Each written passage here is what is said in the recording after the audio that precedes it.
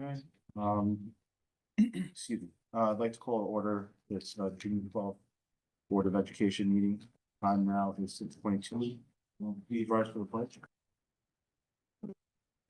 Pledge allegiance to the flag of the United States of America and to the republic for which it stands, one nation, under God, indivisible, with liberty and justice for all.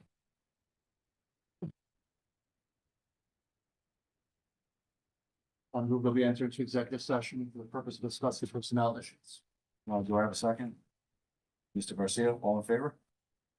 7 in favor, motion carries. For the library,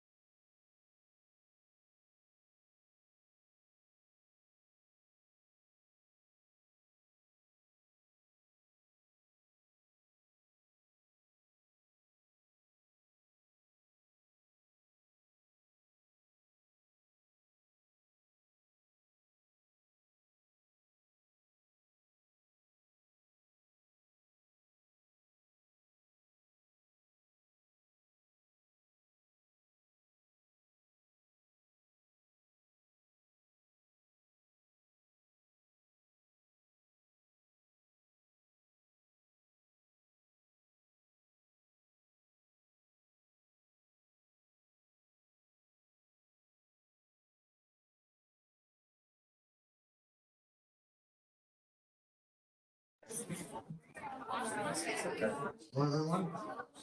I'd like to call to order today's Board of Ed meeting for June 12th, 2025. Now it's 7:36. Please rise for the pledge of allegiance. Allegiance to the flag of the United States of America and to the republic for which it stands, one nation, under God, indivisible, with liberty and justice for all. I'd like to turn over to Dr. Selena for superintendent's comments. Good evening, ladies and gentlemen. Tonight is an incredible night. We're joined here by a number of our families. I'd like to welcome everyone, those people that are attending remotely as well. On behalf of the Board of Education, Central Administration, and everyone here at Plains Public Schools, we have so much to be proud of, and we're going to have a lot of recognition here tonight. It's also an amazing night for our retirees as well. So there'll be a lot of recognition. Just going to bring on applause for everybody that's here tonight.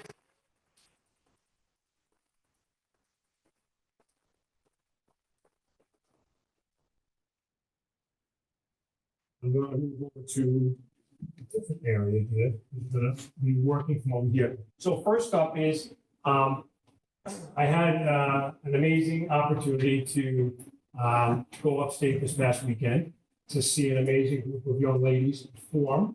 And they are not only Nassau County champions for flag football, they are also Long Island champions. So let's give them a big round of applause.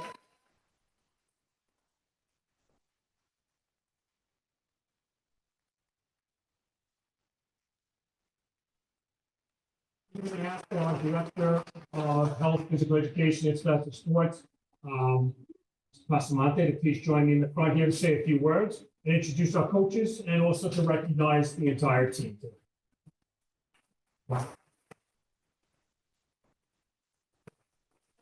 Thank you, Dr. Selena, and thank you to the Board of Education.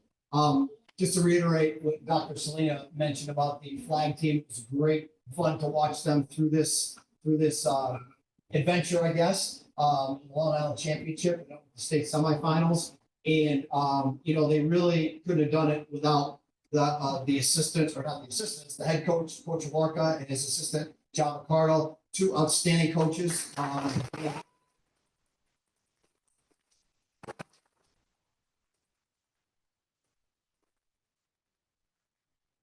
And it's going to, I think Plain Edge has such a great future in flag football, and made the recommendation to Dr. Selena that we had a JV team, and that'll help build the program, and that's up for board action tonight to approve that. So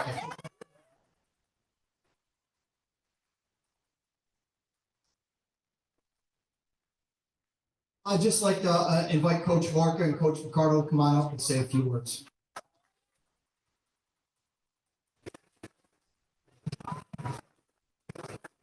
All right. I feel like I gave this speech a couple weeks or a couple times in the last 2 weeks. We had a couple award ceremonies. So girls and parents, you've been thanked so much. Obviously, it's all about the girls on the team. They always say it takes a village to raise a child. It also takes a village to build and raise a championship team.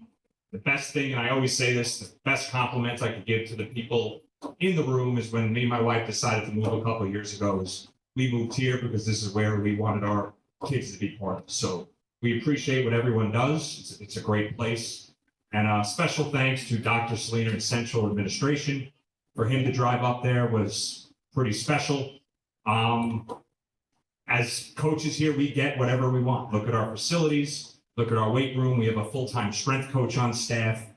The building administration, it couldn't be better. We get whatever we want for athletics. Obviously, the board's a big part of that too. I think we have 2 board members' daughters on the team. So we are so supported. We are so appreciative. And just a big thank you to everybody that had a role in that. And we're really excited for the JV team. So we look to build on this year. I mean, I don't even know what to say. But thank you to everybody.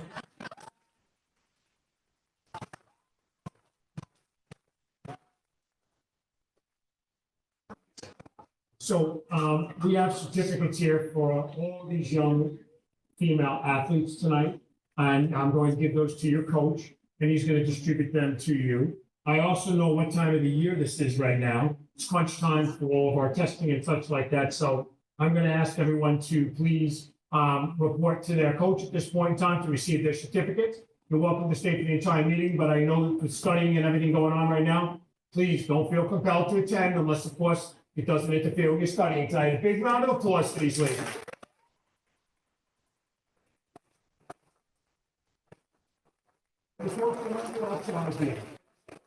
Thank you, everyone.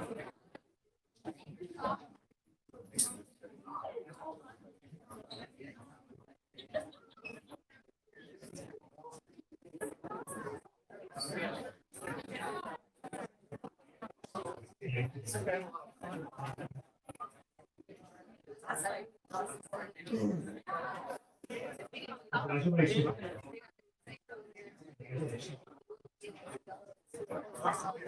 Congratulations, thank you.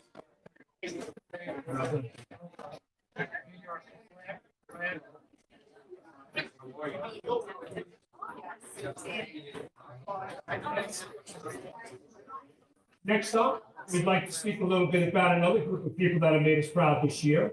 And we'd like to have some recognition here this evening for the Conference A11 champion varsity baseball team. I'll ask Mr. Passamante to please introduce our coach. And at this time, I ask Mr. Passamante to please approach the podium.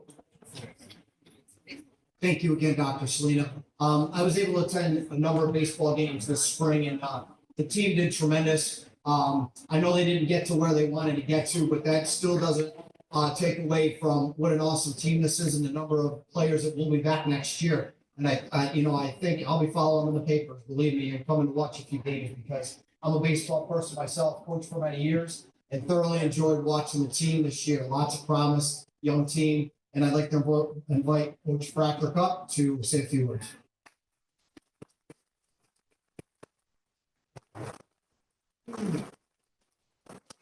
First off, I'd like to thank Dr. Selena, all of Central Administration, and the Board of Education for not only for recognizing these young men tonight for their incredible hard work and their achievements throughout the season, but for their continued support throughout the year. Thank you guys very much. Our baseball season, we had a tremendous season. We went 19-1. In our regular season, we won our conference. I couldn't be more proud of how we performed on the field, as well as in the classroom and throughout the community. It's a really good group of young men that everyone in here should be really proud of. We had a few individual achievements that were noteworthy that I'd like to mention. We had Taylor Nitch, who threw a perfect game this year, which was the first in school history. He's only a junior, he'll be back next year. We had Jackson Torres, who's only a sophomore. He threw a no-hitter in the playoffs, as well as broke 2 school records for lowest ERA and lowest WHIP in the season. And last but not least, we had Bobby Westcott, who broke a school record for most RBIs in the season. So you can see we had a tremendous season. We have plenty of good players. Coach, I'd also like to share, we do have certificates for all of the players on the champion team. So thank you very much. And please, gentlemen, thank you for coming out tonight. Thank you for your families as well. Thank you. Thanks, Martin. We have some other recognitions of student performance at this point in time. And I would ask one of our teachers, John Santamaria, to please join me at the front of the room for a moment, please. And where we're going to recognize Cooper Ford. And Cooper Ford is New York State Kids Safe School Online Poster Contest winner. So a big round of applause. For Cooper. I'm going to ask Cooper to come on up front and share with us this evening. Not an issue whatsoever. Please, if I could ask you to say a few words about it and what the contest was about, and I appreciate you being here with us this evening. All right, good evening, everybody. It is great to be here to celebrate this recognition. The New York State Office of IT runs a wonderful poster contest. It's called the Kids Safe Poster Contest, gives students the opportunity to share their creativity on topics of cybersecurity and cyberbullying. We entered quite a number of projects in, and I am very thrilled that Cooper was selected as one of New York State's 12 winners this year. They collected 550 entries in the contest, and Cooper was selected amongst 12 of them. So I'm very proud of him, and I'm very proud of all the student work that we did. I couldn't have done this without the great support from Central Administration, you, Dr. Selena, the Board of Education, my colleagues in the building, Mrs. Iocco, Mr. Burgoyne, and Mrs. Vitale, who gave me some great advice along the way and helped make this unit even better. And also to Kevin White, my teacher mentor this year, who helped me build our computer science class. Very grateful to him. And also I want to make note that collaboration is one of my big words that we do. I like to work with a lot of my colleagues on very different things. And I also want to recognize Ari Meller, one of our social workers in the high school, who also assisted me on what I consider very important topics. One of the probably the most important things the students will learn in computer science about cybersecurity and cyberbullying. So thank you to everybody. I'm very proud of Cooper. I'm very proud of all the work we did. It was very difficult to make selections through Central Albany, but I'm very happy we got a winner. So thank you everybody for your support, and I wish everybody a wonderful summer.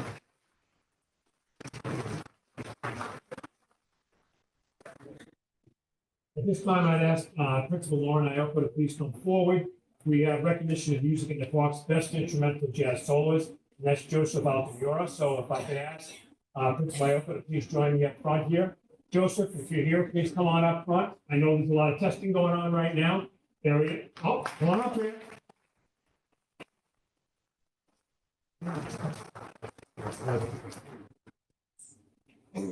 Good evening, everyone. Thank you, Dr. Selena, Central Administration, and Board of Education for tonight and for supporting our music program. It allows people like Joe to be recognized tonight.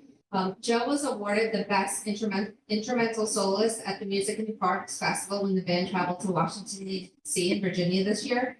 He played a tenor saxophone solo with the jazz band. And during the solo, it's not just reading off music, you actually have to improvise. So reading off music is one level, improvisation is a whole nother level. He was offered this single instrumental discretion at the by the adjudicators, but they don't have to give this award. They can choose to if they feel so moved to give this award. So it wasn't a guarantee that anyone got this award, and Joe walked away with this award. So we're all very proud of him.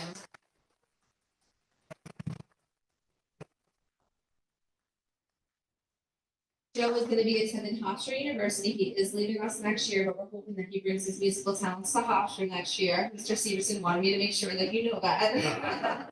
And he will be pursuing a degree in physical therapy. So congratulations, Joe.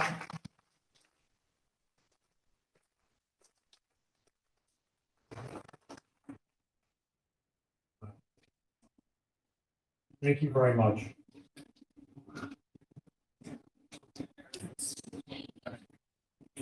At this time, I'm going to ask Dr. DePaola to please join me in the front. We have another student spotlight. We're going to speak about a program that we're very proud of, which is our elementary service learning, and it's a presentation tonight. Thank you, Dr. Selena. Good evening, Board of Education and the community members here tonight. So this is a different student spotlight that we're going to be doing tonight. So we have elementary service learning projects that are happening at all of our elementary schools. And we have guest speakers here for you tonight. So you're going to be hearing very little from me tonight. I get a break, and the students and the principals and teachers will be up here shortly. So before they begin, I just want to let everyone know there are 5 keys of service learning. So students have to develop ideas and research and investigate community needs. They have to create a plan to deliver the service. They have to implement the service project.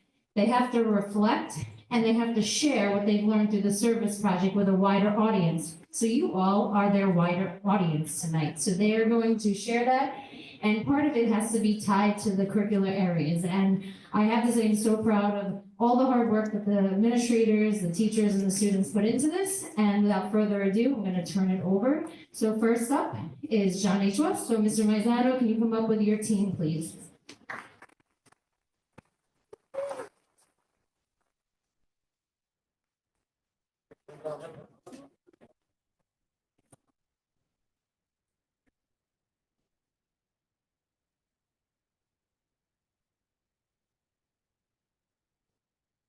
Good evening, everyone.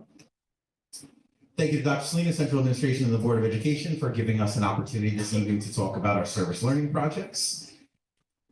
Okay, I'm going to introduce my team first. I have Miss Morgan Flanagan, Maggie Thompson, a third grader at John H. West, Mrs. Claire Mahoney, a fourth grade teacher, and Vinor Carr, a fourth grade student. So this is my team who's here with me tonight, and also Mrs. Jennifer Higgins in third grade, and Miss Nicole Dawson, fourth grade, were also heavily involved in our project. So in recent years, I have seen the excitement on the faces of both students and staff anytime we have had a dog enter our school, whether it be the therapy dogs through special education or the canine units on Law Enforcement Appreciation Day. And in the fall, we had another canine unit presentation as one of our West parents recently joined the Nassau County Sheriff's Office Canine Unit. And this further inspired our students and staff to learn more about service dogs and find ways to support the great work that they do and the caretakers that take care of them. So without further ado, here is the Puppy Pals Service Learning Project from John H. West that we partnered with the Guide Dog Foundation and American Vet Dogs. And our first person coming up is Maggie Thompson.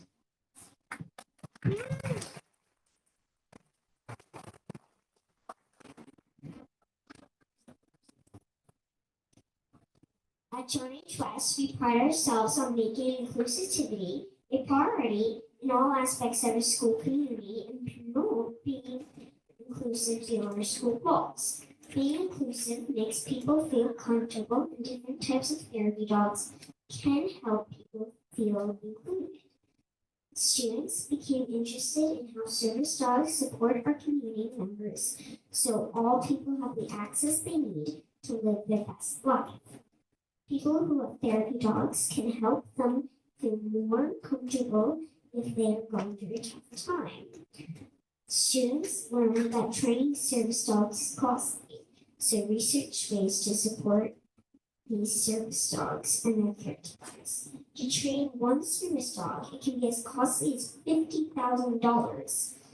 The Guide Dog Foundation told us that the best way to support their organization is through donations, and that's just what we did.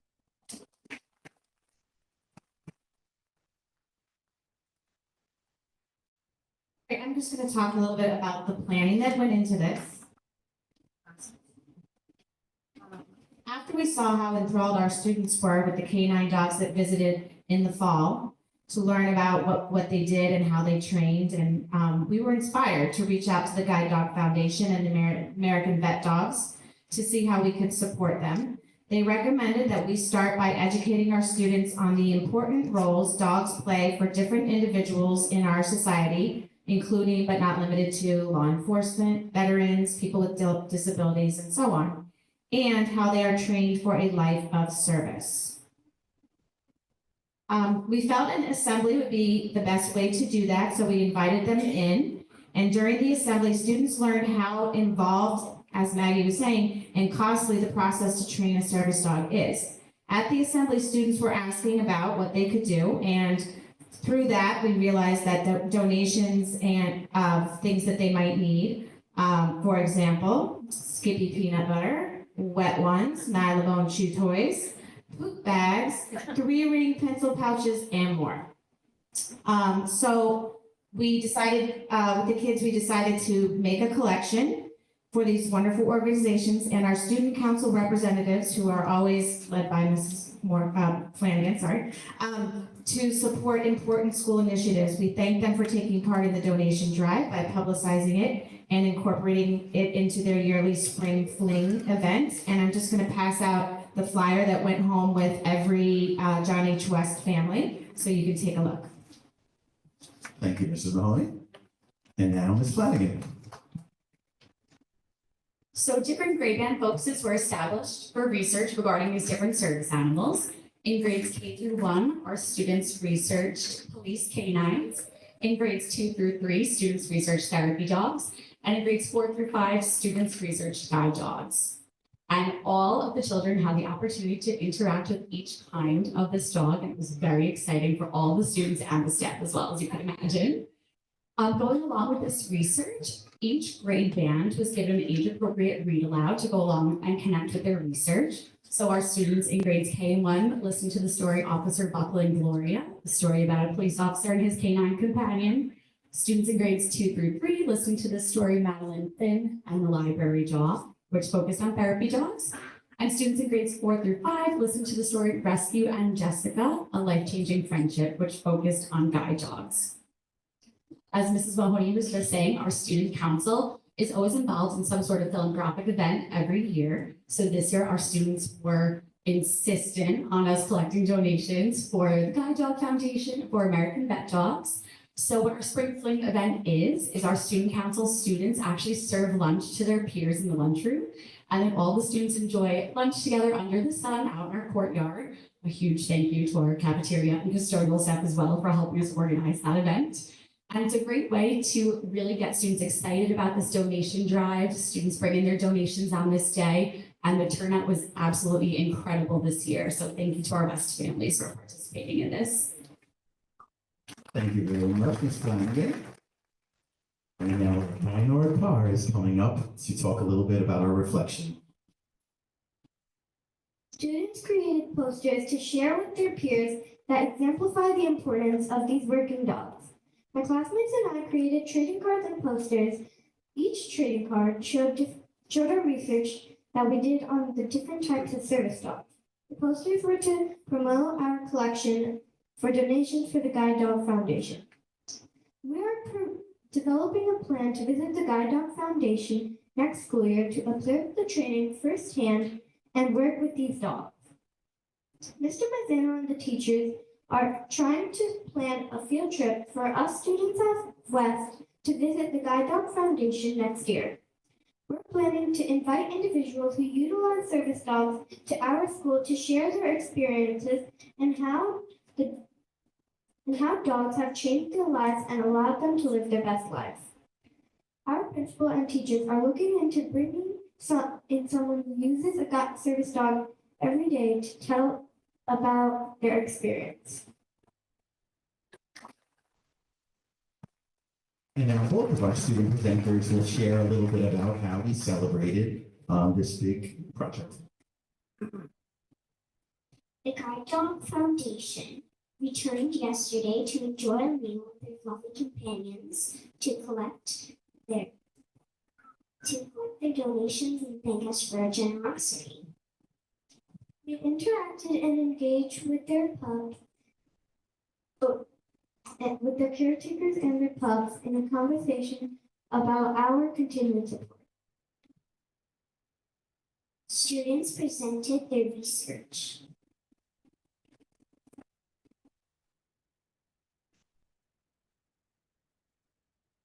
To the Guide Dog Foundation. Photos of puppy paw events were shared on the community on social media. Students presented to the Board of Education. We're doing this right now.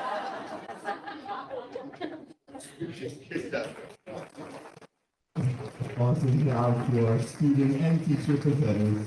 That is what we're doing right now. We're celebrating. And a big thank you to, these are just a sampling of all the different pups that came to visit West this year, the different types of service and therapy animals. So thank you to the Guide Dog Foundation, American Vet Dogs, Nassau County Sheriff's Department Canine Unit, Therapy Dogs International, and even yesterday we had canine companions in, and they didn't make it to the slide, but it was an additional visit yesterday. And everyone who made Puppy Pals possible. Thank you so much. Thank you, John H. West. You guys did an amazing job. I give you credit for doing this up here in front of everybody. Great job. Next, I would like to invite East Plain and their team up here to talk about their service learning project.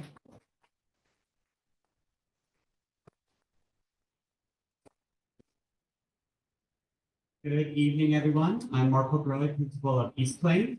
I'm here tonight with 3 fifth grade scholars, Ariana Jerome Contreras, Liana Maggi, Daniela Chupla, and our school librarian, Ms. Karen Vick. Our service learning project is called Nourishing Our Neighbors. And here is Ariana. This year, fifth graders did research on food insecurity, where we discovered that millions of families in the United States face food insecurity annually. Food insecurity is a growing concern locally, affecting approximately 313,880 residents, including 71,500 children. When kids don't have enough to eat, it can be hard for them to concentrate in class, have energy to play, or even feel happy. Studies say that children with food insecurity may struggle more in school and get sick more. We as a fifth grade class were shocked by the amount of children and families on Long Island who are struggling with food insecurity, and we decided to take action. We decided to partner with IN, a local food bank that provides a variety of essential services for those challenged by hunger, homelessness, and profound poverty.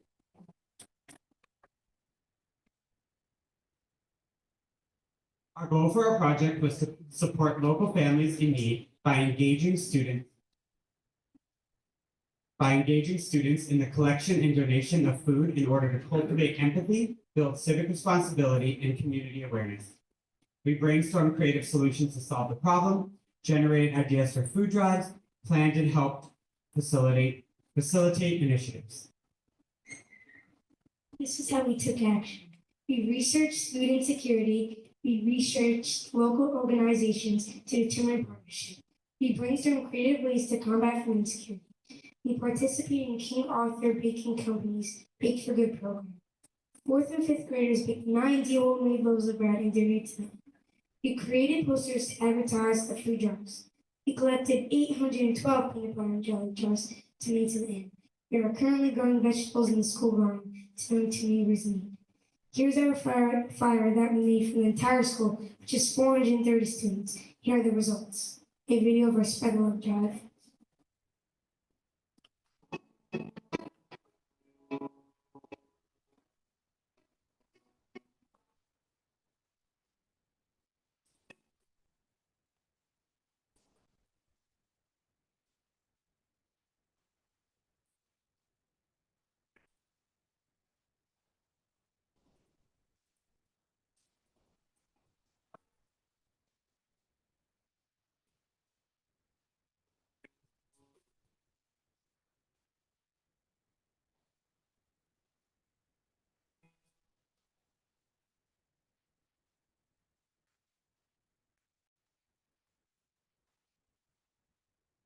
Here's our video of the Bake for Good jar.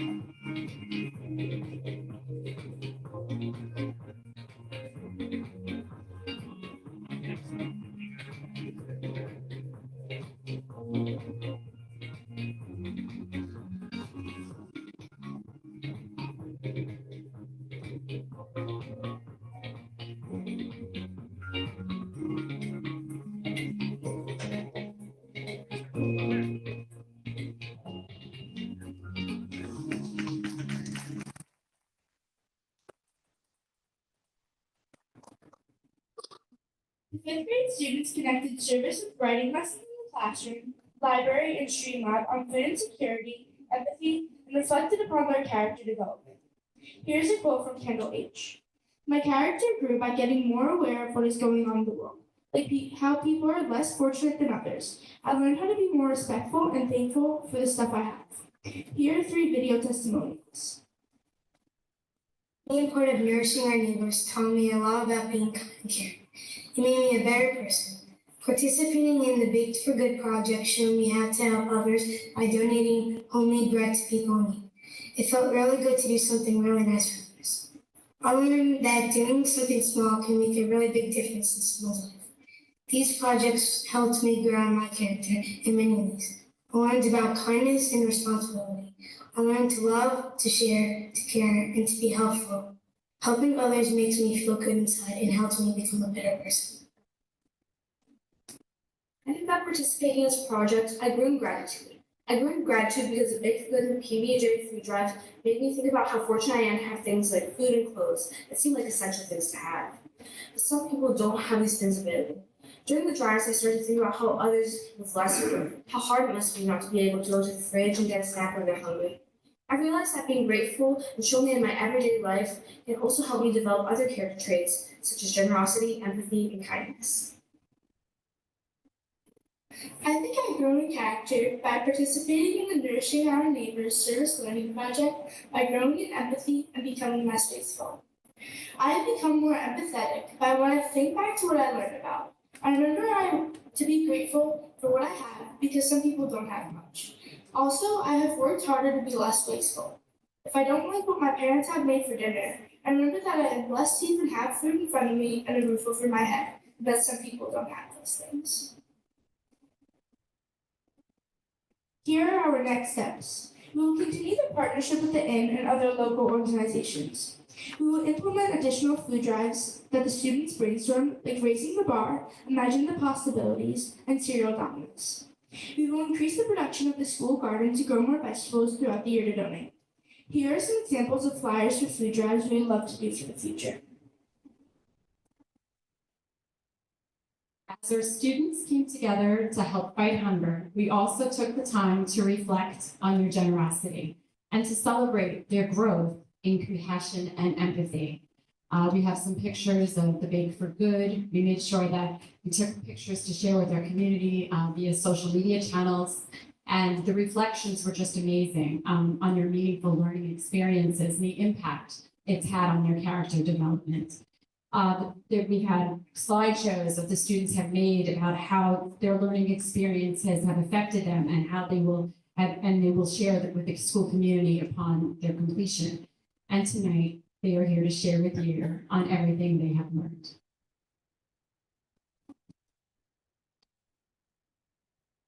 Thank you for everyone who supported East Plains Nourishing Our Neighbors Service Learning Project. Without your help, support, and donations, we would not have been able to make an impact in our local community, help combat food insecurity here on home. Going forward, I hope we continue these great efforts, both at East Plains, the middle school, and beyond. Ultimately, by helping others, we help our fellow humans, and we grow our hearts and our minds. Thank you.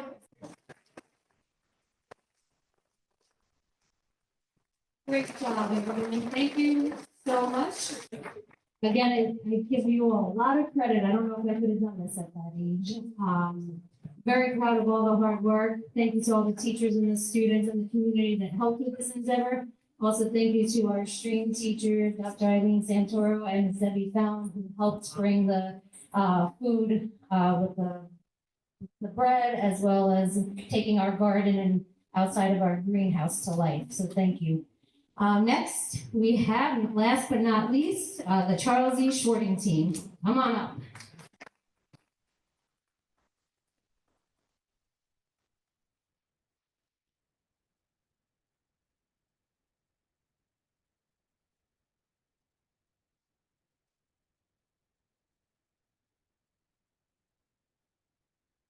Good evening, everyone. My name is Jen Thurl. I'm principal at Shorting, and tonight I have for me Dina Verdakis, Juliana Fillinger, Kayla, and Timmy. Kayla's a little nervous, but I told her she'll be fine. We are super excited to present to you an idea that grew and formed over an end of the year last year and during the summer, and we proudly call it Bristol Buddies. And I'm not going to talk anymore. I'm going to hand it over to the people that make it happen. So the first part of developing the service learning project was the research phase. And we thought it was really, really important to involve all stakeholders, students, staff. So we thought about the core values and how to build empathy within our students. And we do call them, it's our core values, or MNC, the acronym. And we surveyed staff and students for possible service learning projects. And it was really important that they knew what a service learning project was. So first, the students learned that. The staff did some research on that, and everyone came up with some possible service learning projects. After discussion, collaboration, the students actually voted on different service learning projects, and they wanted to make sure that they were mutually beneficial. They served a need. They could be ongoing, safe, and that it ties into what they're learning or it ties into the curriculum. So the student council, they recognized a need to increase intergenerational interaction, to boost emotional well-being in older adults, which leads to promoting empathy in young people.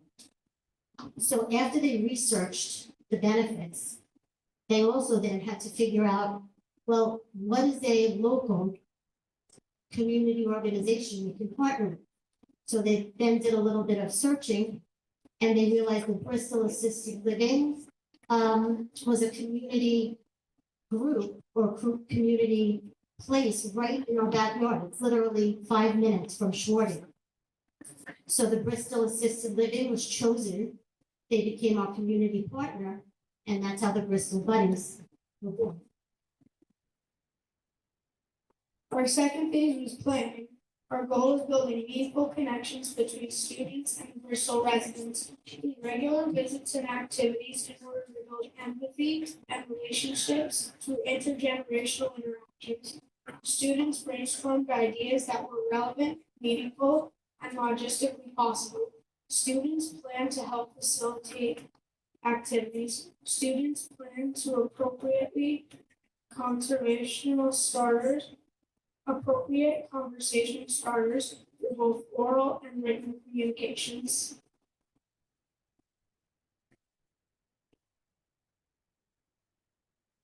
Best part is the action. So ways we increase intergenerational relationships was by visiting Bristol. One visit that stands out was when our band went to Bristol and played holiday songs for the residents, and they sang along, and they asked the students not to leave because they enjoyed it so much. And we also, of course, had them come to Schwarting. One thing they did at Schwarting was they went into the primary classes and they did read alouds, and they interacted with the kids and talked about the books and did activities after the read alouds. They came around Valentine's Day, and they did crafts with the third graders, and some of the third graders volunteered to send their crafts back with them so that they could decorate the Bristol. We had writing assignments in the classrooms that connected to forming relationships. In the classroom, we talked about conversation starters, like what to say as you're getting to know a new friend. And this was helpful when they went to the Bristol, when some of the kids went to the Bristol and had lunch with some of the residents. And they really enjoyed sitting with each other and sharing stories and listening to their Bristol buddies. They came back to the classroom and they were excited to share about the people they met. So that was great. And through this, students have become more mindful about how their words and actions can impact others. We've watched here at Schwarting friendships blossom between generations through students applying their deep pride values.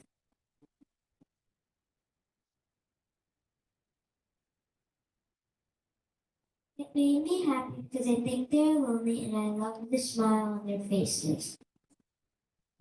It feels like it's a fun place to be because it feels like it's uplifting. Everyone there was happy because they feel like people care about them.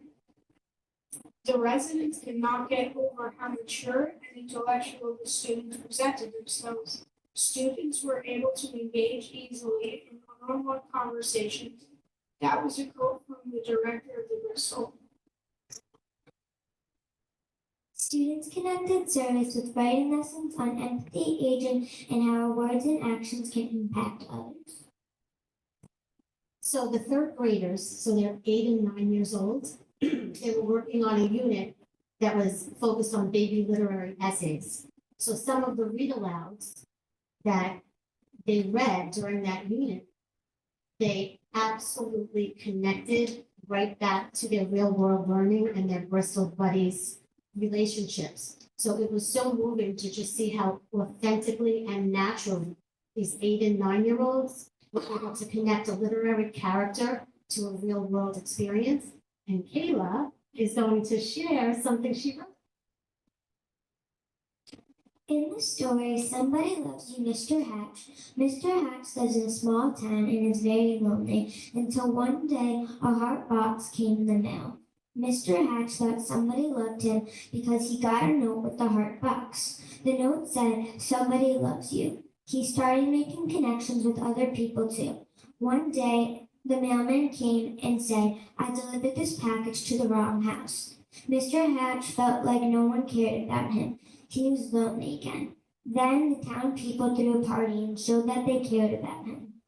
He felt happy and loved. This story reminds me of our Bristol buddies. Sometimes they are lonely because they don't live with their families anymore and may not get to see their friends all the time. They may feel like no one cares about them, like Mr. Hatch. But we can show them that we care. The lesson we learned is our words and actions can make a big difference in other people's lives.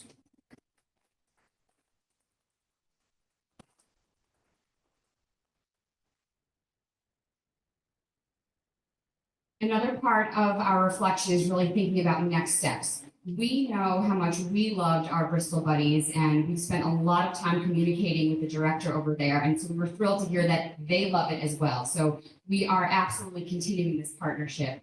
With service learning, there is a lot that goes into tying in these visits and this communication with our curriculum. And the curriculum comes in the form of music and art and reading and writing. And this year, our band went over to perform at the holidays. We're looking forward to bringing the chorus and possibly the orchestra, but also inviting the Bristol Buddies to come to enjoy our concerts here as well. And speaking with the director, they are really increasing their programs and what they do for the residents there in terms of many things that tie into our curriculum. So we already started talking about next year connecting to the third grade Cultures Around the World unit, as well as our fourth grade American History. They've started gallery walks there, so we're really looking forward to partnering with them on this for both our students and their residents. We had tried to get it to happen this year, it couldn't, but we are planning it for next year to have some of the veterans who live at the Bristol come visit us at Schwarting in November. And we talk a lot about communication, how important it is to communicate. And at the Bristol, they are also working on that, and they've started a conversations over dinner program. And we said, wow, we can incorporate that at Schwarting and having conversations over lunch. We told them all about our fine dining day, and they are already getting their attire ready for next year. So we are really excited. We are really proud of the work we did this year, and we're really looking forward to expanding on it for next year.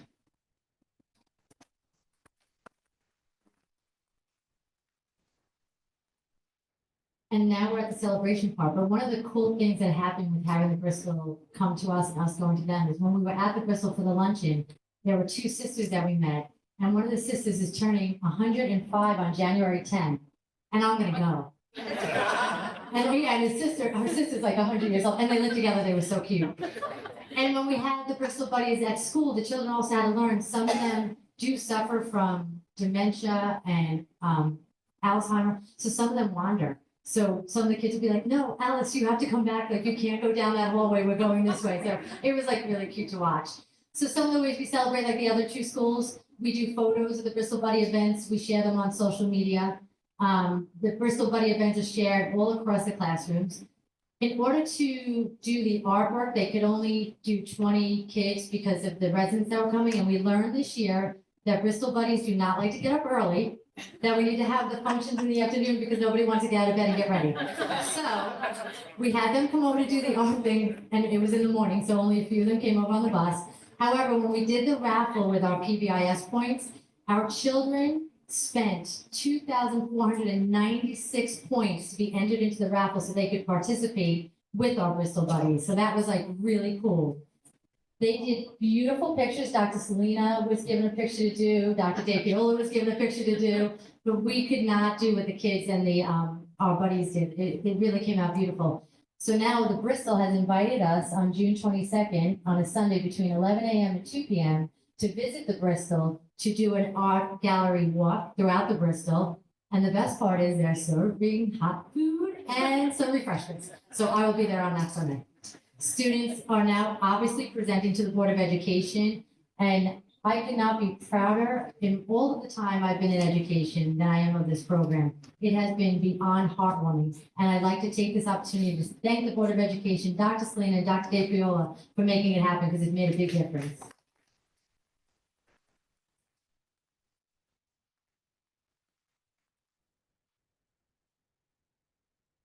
Thank you to the Bristol and everyone who made Bristol Buddies possible. Together, we bridge generations and build friendships that will last a lifetime.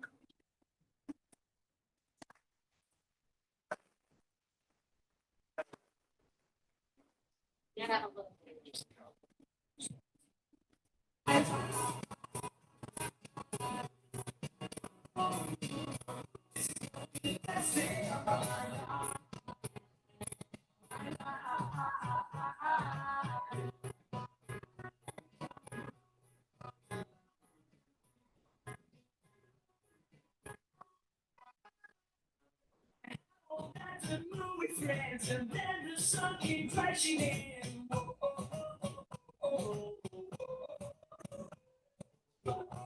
Possibilities, it's just epiphany.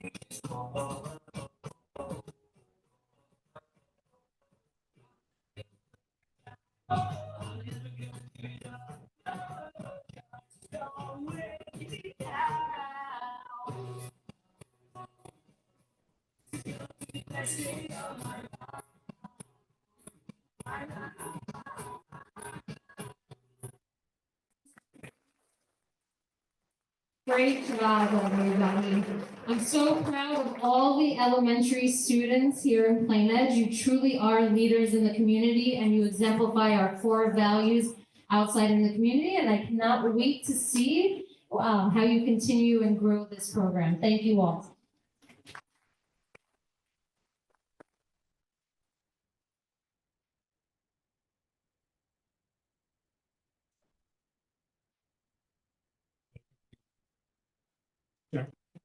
Thank you, Dr. Viola. Thank you to our administration.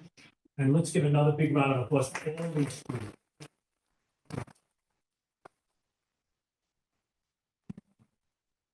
Good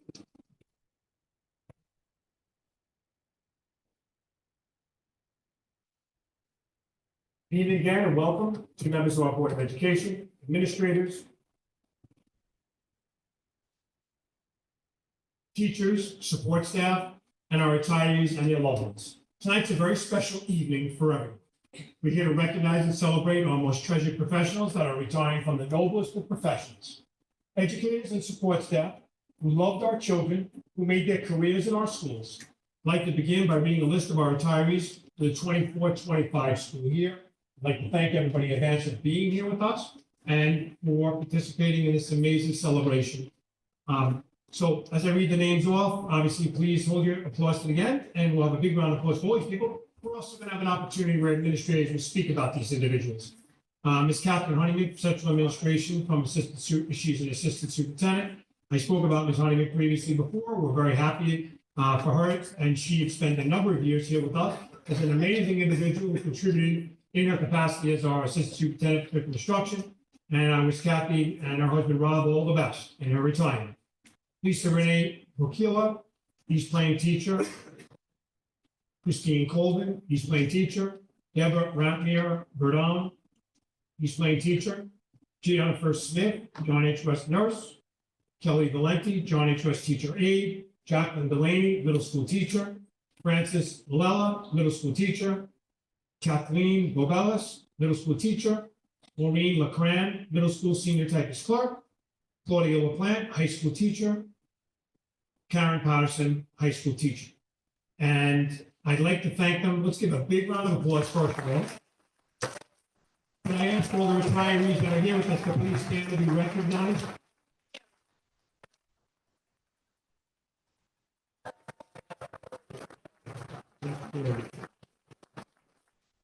So at this time, I'm going to ask Mr. Mark Pocarelli to please come forward. But before he speaks, I'm going to ask Mr. Perry Fuchs and Mr. Beyruti to please join me at the podium. I know that Ms. Fuchs would like to say a few words to those individuals that are retiring tonight from our teacher and teacher assistant units. Thank you, Dr. Selena. Good evening, everyone. My name is Perry Fuchs. I'm the president of the Planned Federation of Teachers. And on behalf of the 290 teachers and 50 TAs, I want to congratulate our 8 teacher retirees this evening. We're losing some really big names, people that I've known for my entire 25-year career. And between the 8 of them, I think they have around 240 years of experience in education. That's a long time. I don't think we're going to be able to replace that. But like I said, on behalf of our union, I want to wish all of them a happy, healthy, enjoyable retirement. You have earned it, and you have contributed tremendously to the growth of children in the Plain Ridge community. You should be very proud of that. You've made an impact on this world, and it's a very special thing that you've done. So again, congratulations, and I have a special plaque for you when you come up here. Thank you, Mr. Fuchs. At this one time, I would ask Mr. Mark Pocarelli to please join me in the front, principal of East Plain Elementary School. Mr. Pocarelli. And we are going to first invite up Lisa Renee Mokilo. Please come forward.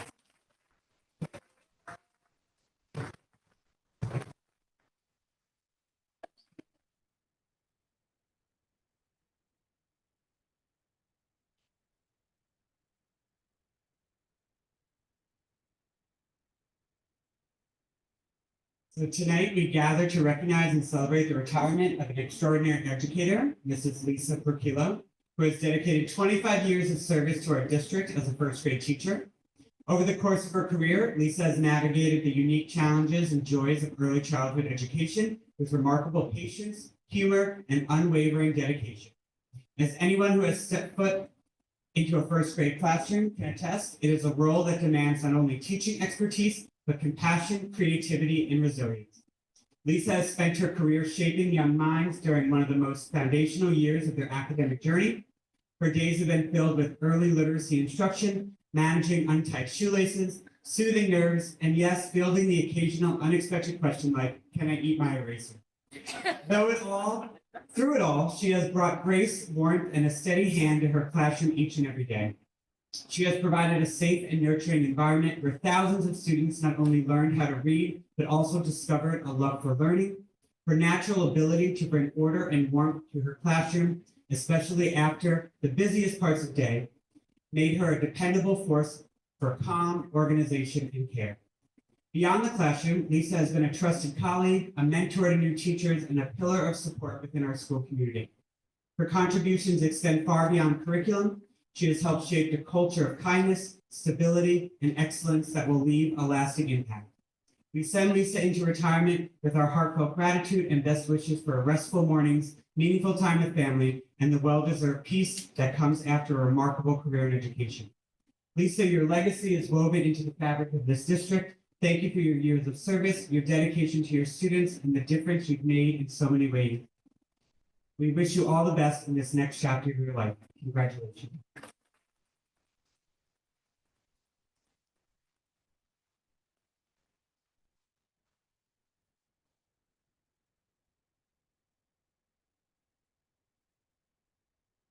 This time we invite up Ms. Christine Colvin. Big round of applause.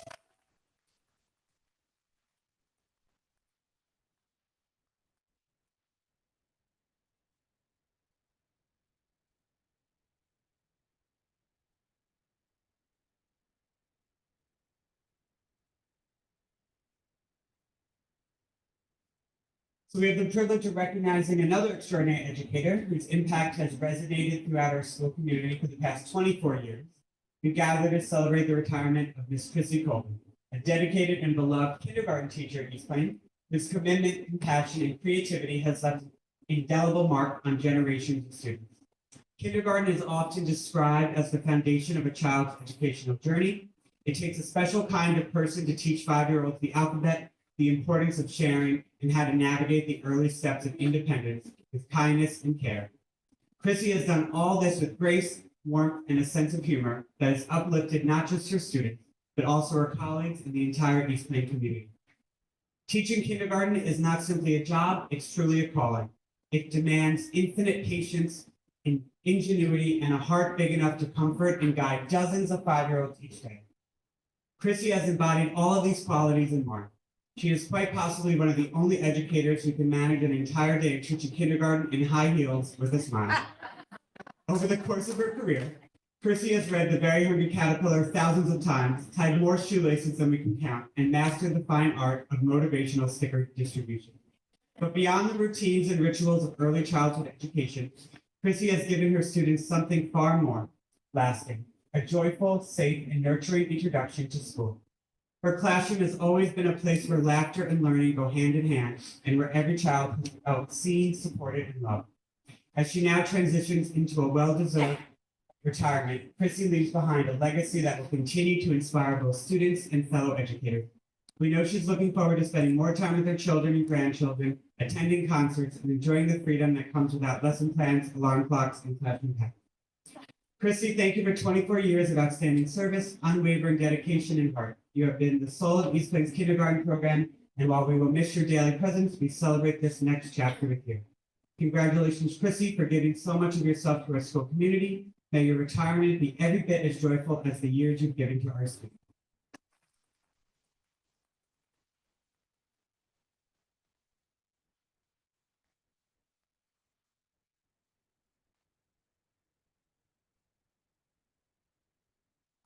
I would invite to come to the podium, Ms.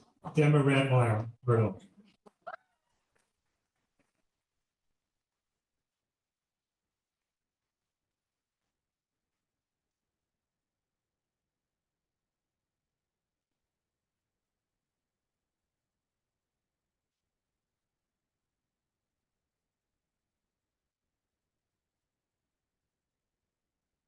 Save the best for last. So tonight we've come together to honor someone else who has truly defined what it means to be an extraordinary educator. After 34 remarkable years at East Plain, Debbie Rantmeyer is officially retiring. A teacher, a mentor, and at times a magician with construction paper and a glue stick. To teach first grade for 34 years is no small feat. It represents over 700 students guided, more than 4,000 snack time supervised, and approximately 52,000 glue-related accidents, expertly managed. First grade teaching isn't for the faint of heart. It's equally part educator, counselor, and ringmaster, especially when glitter, phonics, and crayon catastrophes are involved. Throughout her career, Debbie has gracefully adapted to every educational shift, from chalkboards to smartboards, from phonics to digital fluency, and she's done so with patience, humor, and unwavering dedication. She's navigated more curriculum updates than most can count, yet she has remained a steady, nurturing presence in the lives of countless students and colleagues. Debbie's classroom has always been a place of joy, growth, and learning. With the calm of a seasoned guide, the reflexes of a superhero, and the uncanny ability to quiet a room of 6-year-olds with just a glance, Debbie has created a learning environment where every child felt safe, supported, and celebrated. She has read Brown Bear more times than we can imagine, and introduced more sight words than some spelling bee judges. She's built a space where students felt seen and valued, even if they've occasionally tried to cut their own bangs with safety systems. Debbie, you have given the school, your students, and your colleagues so much. Your impact is lasting, your presence unforgettable, and your absence already felt. You've given your students the very best of yourself, and now it's time to enjoy the best life has to offer. Congratulations, Debbie, on a career that truly made a difference.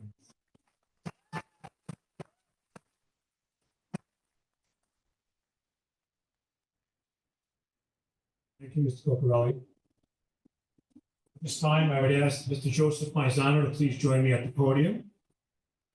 And I can't believe that this Jennifer is retiring. Miss Smith, who am I going to call? All right. I know we have amazing nurses here to support us. She was always a go-to. Jennifer Smith, please join us up front as well. Congratulations.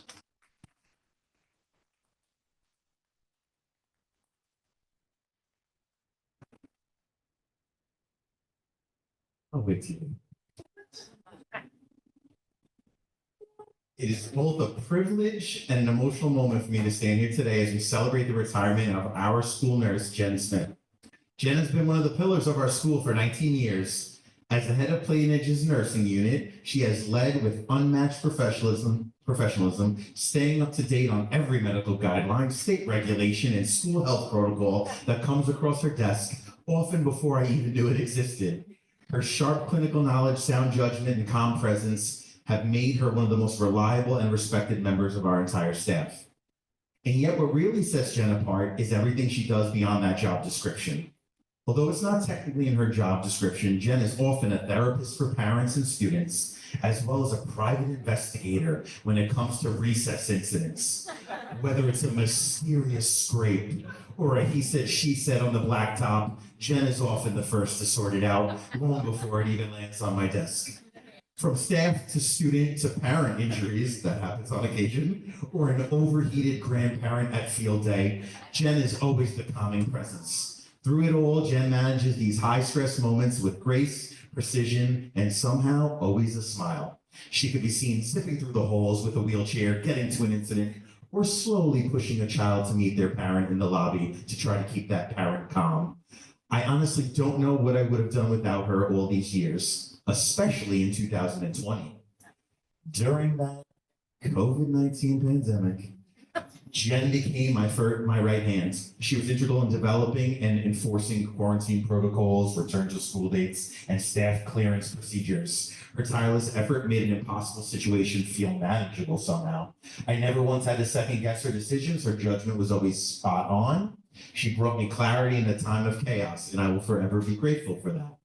Jen's relationship with our students and their families are built on trust and care. She's been a shoulder to lean on, a listening ear, and sometimes the person who saw a child or colleague in distress before anyone else did.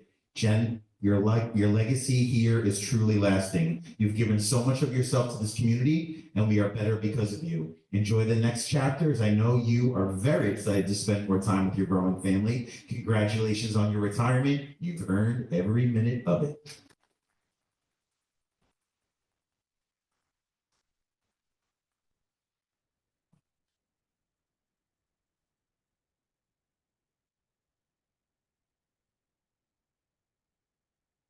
At this time, I ask Ms. Kelly Valenti to please come forward to be recognized, and congratulations.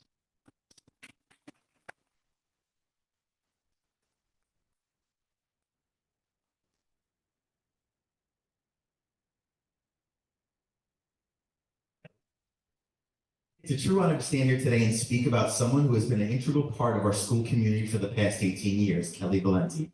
Kelly is one of those rare individuals who makes a lasting impact, not just on the students she supports, but on every colleague lucky enough to work beside her. Kelly and I go way back, actually. Long before our days together at West, I had the pleasure of coaching her daughter, Lauren, when she was in 8th grade, over a dozen years ago, at least. Even then, I could tell Kelly was someone grounded in kindness and unwavering support, as she had always been a cheerleader for students. At that time, it was her own children and their classmates, but the same spirit followed her into work every single day at West, as she supported and advocated for the students or student that she happened to be assigned to or work with. Kelly's the kind of teacher aide that every classroom hopes to have. She brings the perfect blend of warmth and structure, nurturing yet firm, calm yet confident. She's knowledgeable in every aspect of the job, and I can't count how many times staff pulled me aside to whisper, "Joe, if there's a chance, could we have Kelly in our room next year?" She's always requested because she's that good. And regardless of which student she was assigned to, whether it was a diabetic student needing vigilant care, or a child who needed support to remain on task and needed a few prompts to focus in order to reach their potential, Kelly was always the right person for the job. Her patience, professionalism, and empathy are unmatched. She was always willing to go above and beyond, whether filling in during lunch in the cafeteria, supporting the chorus during rehearsal, or chaperoning events. Now it's finally time for Kelly to enjoy what she's so richly earned, mornings without alarm clocks, and more time with her beautiful family. Kelly, thank you for your years of care, loyalty, and grit, and of course, your heart. You will be deeply missed but never forgotten. Congratulations.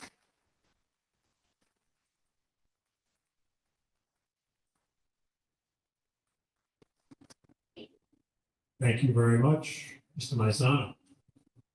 At this time, I would ask Principal DeRiso to please join us in the front and also invite Ms. Jacqueline Delaney. Please come forward.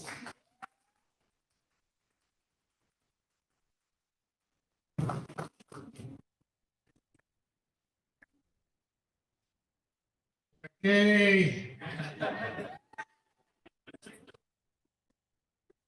Jackie's been doing all year. Congratulations, Jackie. So proud and happy for you. Tonight, we celebrate Jackie Delaney, our extraordinary middle school Spanish teacher, who's retiring after 25 remarkable years at Plain Edge Middle School. When I became principal, well, before the middle school too, so, Packard. Yeah. Remember Packard? Yeah. When I became principal 16 years ago, I discovered that Jackie's classroom was the middle school's version of a nomadic caravan shuffled around like a deck of cards. You must have been, in the first 4 years of the middle school, you must have been in like 8 different rooms. They just kept moving you. So we put an end to that immediately, ensuring that Jackie had a stable home to work her magic. And magic it was. Jackie's the steady, quiet heartbeat of the foreign language department, our consummate team player. She's reliable, consistent, and the nurturing mother who kept everyone grounded. A professional through and through, she's the glue that holds the department together. What are we gonna do without you, Jackie? We'll be all right, guys? Yeah? We're gonna miss Jackie then. Jackie's also our holiday door decorating maestro. Those vibrant jaw-dropping displays, pure Jackie. I'm half convinced her classroom doors could win art gallery awards. Now, who's gonna fill those festive shoes? Jackie's students adore her for her warmth and dedication, and her classroom was a sanctuary where learning Spanish felt like an adventure. As Jackie steps into retirement, she'll trade lesson plans for quality time with her husband, Steve, who's here tonight, her daughter and niece, a well-deserved chapter of family and relaxation. Jackie, your legacy of kindness, professionalism, and creativity will echo in our halls forever. And on behalf of Plain Edge Middle School, thank you for 25 years of heart and soul. Here's to a retirement as vibrant as your holiday decorations. Congratulations, Jackie.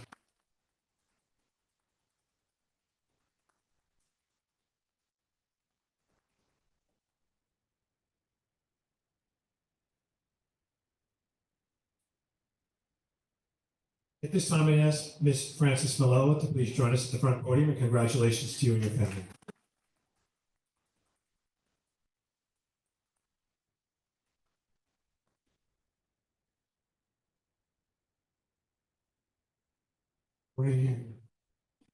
I gotta start by saying that I have no idea how I'm gonna decorate my Christmas tree because Fran's granddaughter, Haley, provides me with a new ornament every single Christmas. So I would hope you're gonna at least send me one in the mail from Haley.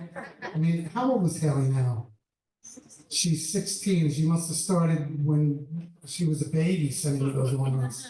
Thank you for that. I also don't know who's going to drag me to Mass on holy days of obligation. Thank you for that, Fran. You've been a good, faith-filled friend, and I've really learned a lot from you. Appreciate that. I mean that. Today, we gather to celebrate an extraordinary educator, Fran Malella, who has dedicated 29 remarkable years to our district. Fran, you are the heartbeat of the middle school. As a family consumer science and health teacher, you've shaped countless lives with your passion and your wisdom. And your hallway is your stage. The students always shouting out to you, hello, giving you high fives. They're drawn to your warmth and your caring personality. And you're not just a teacher, you're a celebrity in the best sense, leaving a legacy of connection and care. Your selflessness is unmatched. You're always the first one to volunteer. You've transformed staff breakfast, lunches, and coffee setups into wonderful occasions, often sharing the finest Boar's Head products from your route at cost no less. Your generosity has fed bodies and spirits, making every event special. Fran, what are we gonna do without you? Where are we gonna get our bologna and our hot dogs? You're gonna come back? You've been more than an educator. You've been a cornerstone of our community. Your lessons in health and facts have empowered students to thrive beyond the classroom. And as you step into retirement, know that your impact endures in every student you've inspired and every colleague that you've uplifted. Fran, thank you for those 29 years of hard hustle and high fives. Here's to a retirement filled with joy, adventure, and hopefully bologna sandwiches. Thank you, Fran. Good night.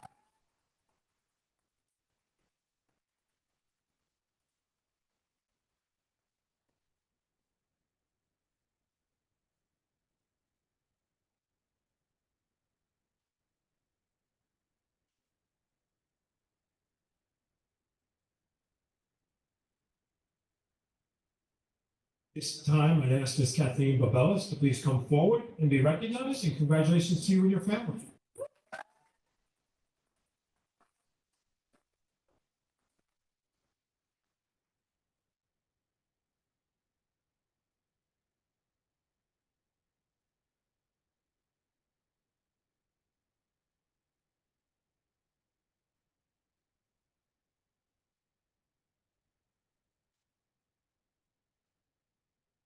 For over 30 years, Kathleen Babellis has been a force in our halls. A teacher with unwavering convictions, never afraid to speak her mind, and always ready to stand up for what she believes is right for her students and our community, whether I want to hear it or not. Through the decades, as education changed and technology evolved, Kathleen adapted with grace, curiosity, and let's be honest, a healthy dose of skepticism. But she always found a way to make every new initiative work in her classroom, proving that true dedication never goes out of style. Beyond the professional life, Kathleen is supported by her wonderful husband, Darius, her two beautiful children, who have been her cheerleaders and her inspiration. And when she needed to recharge, she found peace and joy at it in Vermont, and now has a vacation home there as well, a place I'm sure she'll be visiting a lot more often now. Kathleen, your impact on generations of students and colleagues is immeasurable. You've taught not just curriculum, but courage, the courage to stand up, the courage to speak out, and always to strive for better. Thank you for your passion, your honesty, and your heart. We wish you endless adventures, laughter, and relaxation in this new chapter. Congratulations on your retirement. You've earned it.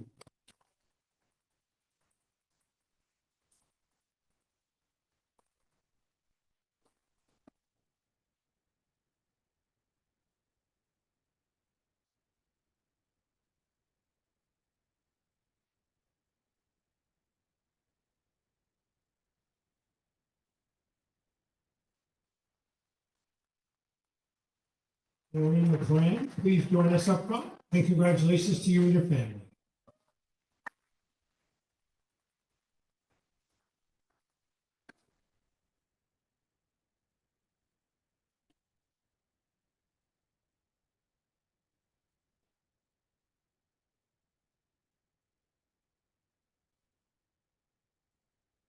And thank you for being here tonight. I mean that. It's my great pleasure tonight to recognize someone who has been the heart of our guidance office for the past 13 years. Maureen, our outstanding assistant. Maureen is simply remarkable. She knows her job inside and out, and she carries it out with a level of loyalty, professionalism, and meticulous attention to detail that is rare. Whether she's answering the phones in the attendance office, where many parents have come to know and love her, or welcoming students who stop by guidance, Maureen is always a calm, kind, and a familiar presence. She is not only the face and voice of our office, but also its steady foundation. Behind the scenes, she takes care of the entire guidance suite. Our 3 counselors, social worker, and psychologists with quiet grace and deep care. Whether it's organizing schedules, managing communications, or just anticipating what they need before they even ask, Maureen ensures that the entire team is supported so they can do their best work for our students. And her legendary proofreading skills, well, let's just say so many of us breathe easier knowing Maureen has given our documents her final approval. Personally, I will miss her annual delivery of the hundreds and hundreds and hundreds of awards I've signed over the years. But she does it just right. She piecemeals them to me over time, right? It's not like I get a stack. She do it just right. She piecemeals them over time, so I have the time to sign. She always knows how to keep me from being overwhelmed.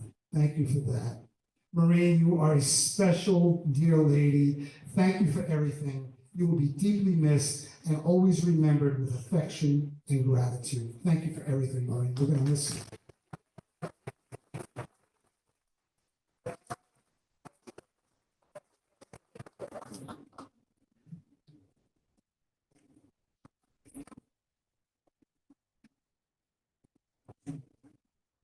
I ask Principal Ioko to please join me at the mic. And I would also like to recognize Ms. Karen Patterson, if she could please come forward and join us.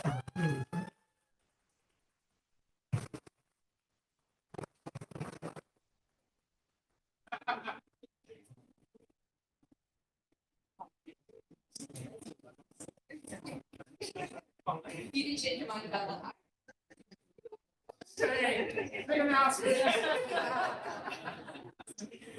So this is gonna be a joint speech. Okay? So tonight we celebrate an extraordinary educator and colleague, Karen Patterson, as she encloses an incredible 36-year chapter of service in the Plain Edge School District.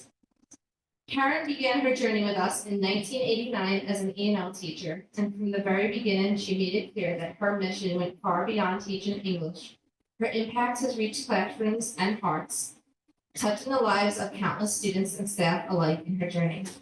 Over the years, Karen has split her time between the middle school and high school, bridging the 2 worlds with her unwavering commitment to students. She creates spaces where students feel welcome and safe. For students navigating the challenge of learning a new language and adjusting to a new culture, Karen's room has become a second home, a place of comfort, understanding, and belonging. She always goes above and beyond for her students, whether it's making sure they're enrolled in the right classes, helping them apply for jobs, or ensuring they even have their yearbooks, which we were doing this week. Karen is their guide, their advocate, and often their lifeline. Her connection to her students extends far beyond the academics.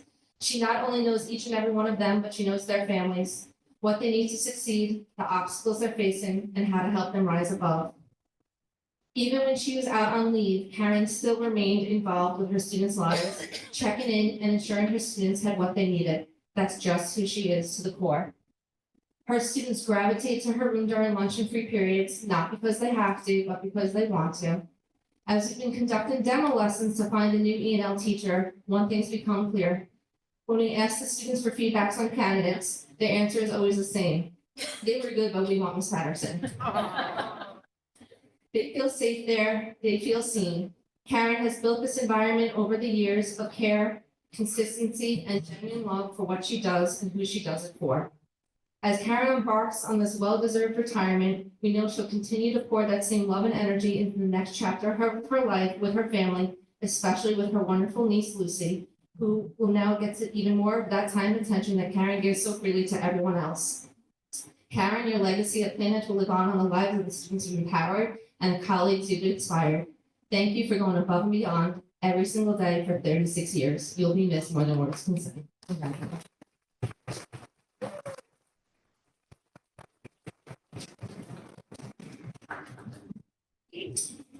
Tonight, I have the privilege of honoring someone who has not only served this district with incredible heart and dedication for 36 years, but someone who's also a dear friend.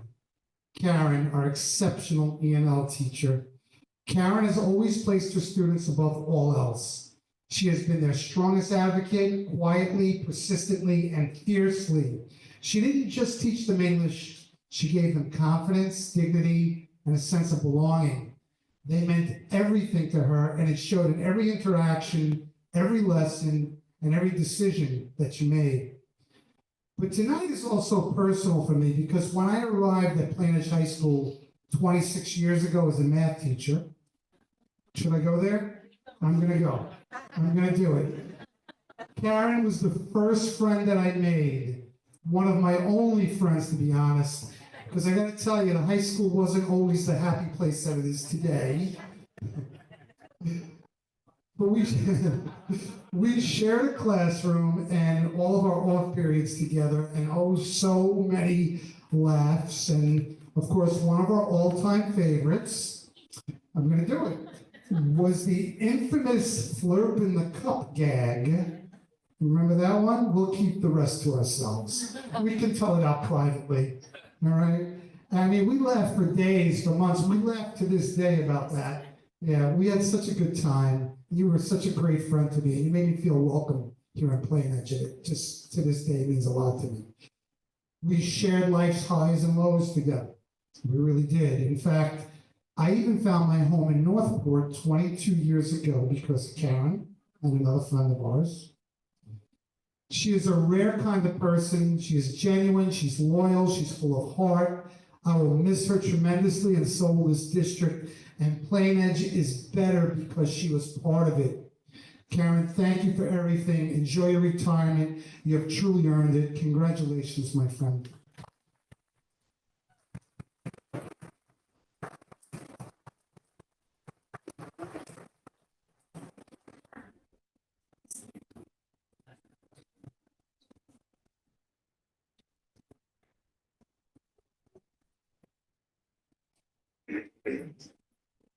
Next up, I'm going to invite Ms. Claudia LaPlante, but before I do so, I think that someone recently graduated in your home, correct? Yes, I did. Now, my daughter did too as well from law school at St. John's. Congratulations to you and your husband. Yes, thank you.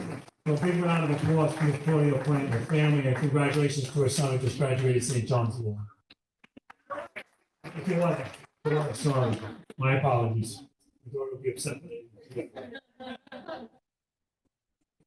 It is truly an honor and joy to celebrate and reflect on the incredible career of Dr. LaPlante, an educator who has devoted more than 3 decades to education, including 18 years with the Plain Edge School District. Claudia's journey began in Catholic school in Queens, where she shared her passion for teaching and love of language. She later spent time at Elmont High School, leaving her mark there before we were lucky enough to have Claudia join our family in 2007.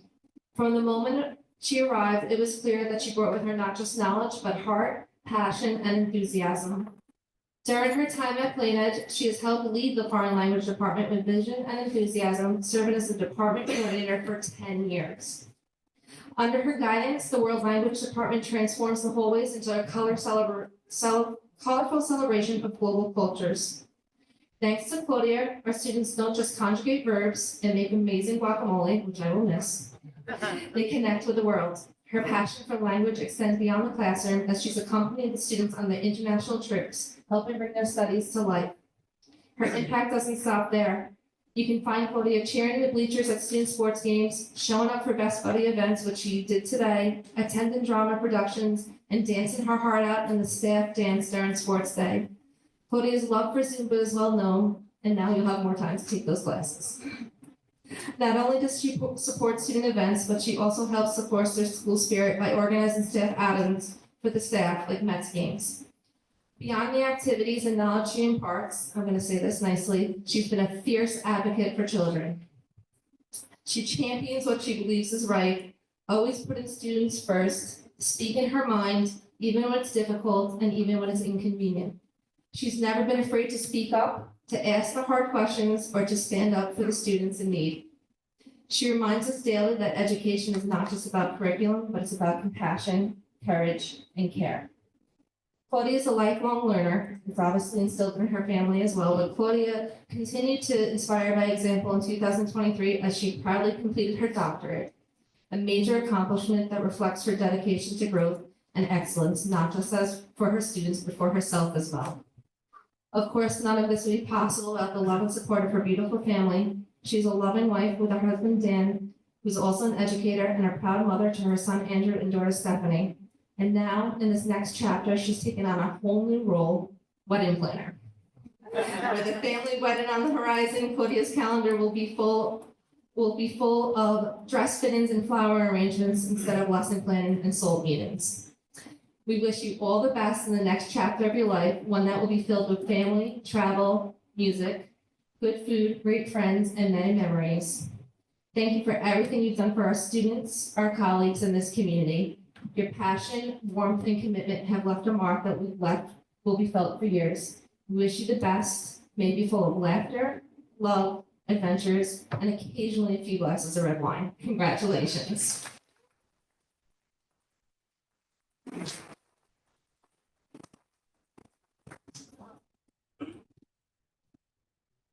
At this time, I'd ask for a big round of applause for all these individuals.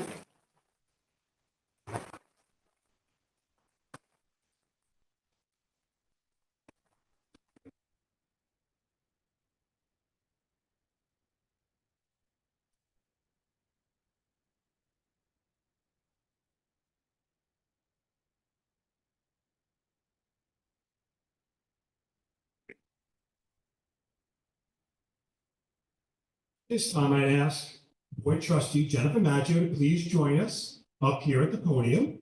Ms. Maggio, please come forward. Big round of applause.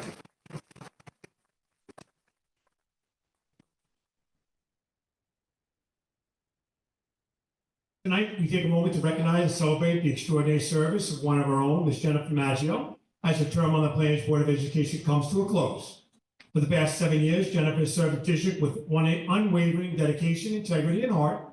A proud Plainedge resident for over 15 years, Jennifer and her husband Rob are raising their 3 daughters, McKenna, Nettie, and Jordan, right here in 3 of our schools. And it is that deeply personal connection to our community that has made her service on the board so impactful. Jennifer brings to the role not only the perspective of a parent, but also the wisdom of a seasoned educator. With over 26 years of experience in the Long Beach Public Schools and 5 New York State educator certifications, she's been a powerful voice for evidence-based instruction and inclusive practices. Her background in elementary education, literacy, special education, and school leadership has been an asset to this board and to the families of Plainedge. Throughout her tenure, Jennifer has earned the trust of our community by standing firmly for what matters most, our students. Her voting record is a testament to her values, academic excellence, student safety, and strong community partnerships. She's been a vocal champion of expanding universal pre-K, aligning our literacy curriculum with the science of reading, and supporting critical academic programs, including STREAM, U-Fly Phonics, and civic education, such as the Seal of Civic Readiness. Thanks to her leadership, our students now have access to high school courses like virtual enterprise and advanced video production. These real-world experiences prepare students for success in today's fast-changing world. Jennifer has also stood firmly for school safety, advocating for stronger district security protocols and encouraging open, respectful dialogue about how to best protect our children and staff, including thoughtful discussions around the use of armed guards. Her vision is extended to the very buildings in which our students learn and grow every day.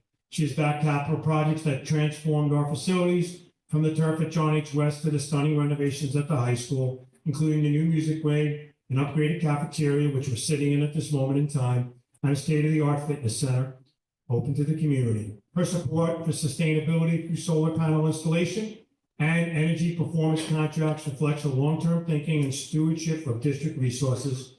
Behind her work in board meetings and on policy, Jennifer has consistently shown up for the Plainedge community. She's a regular presence at district-wide and school building events such as concerts, academic nights, sporting events, PTA functions, and celebrations of all kinds.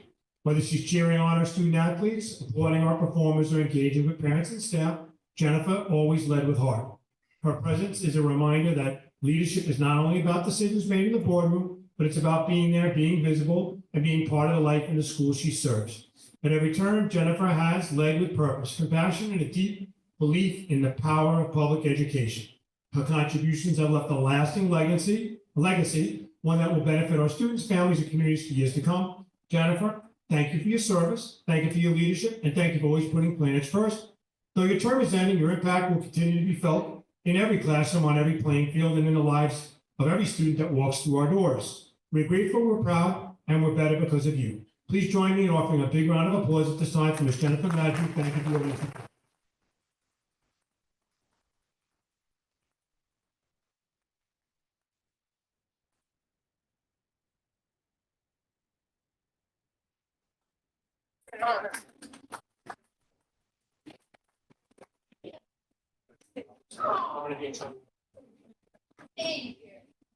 Congratulations.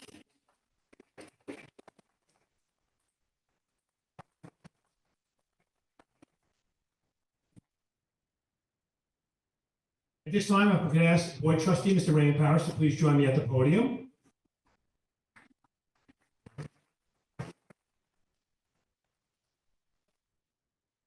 Tonight, we gather as a school community, families, friends, colleagues, and supporters to honor and celebrate an exceptional individual whose commitment to the Plain Edge Public Schools has spanned more than a decade, Mr. Raymond Parrish.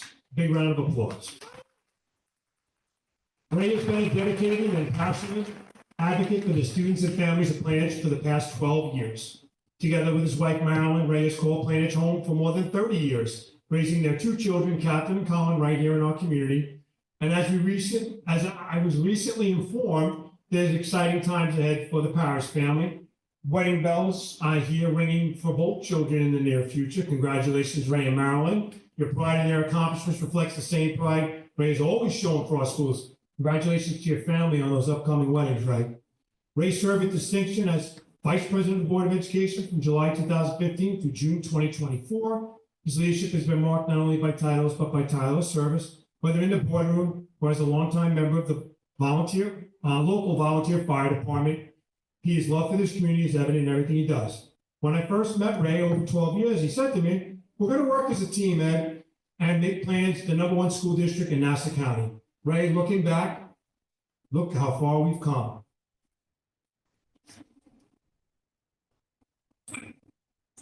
Throughout his time on the board, Ray championed excellence in education. He's a vocal supporter of academic intervention, technology integration, small class sizes, athletics, the arts, and extracurricular programs that enrich the lives of all students. His advocacy played a crucial role in the development of our celebrated integrated co-teaching program, ensuring that every classroom reflects the values of inclusion and equity. Today, every one of our ICT classes benefits from a team of general and special education teachers, thanks to Ray's leadership. Ray was also deeply committed to the success of our Best Buddies program and Special Olympics in the last 2 years, supporting initiatives that brought joy, confidence, and friendship to countless students and their families. He was instrumental in modernizing our facilities and enhancing district-wide technology, all while ensuring we did it responsibly without placing long-term financial burden on the Plain Edge community.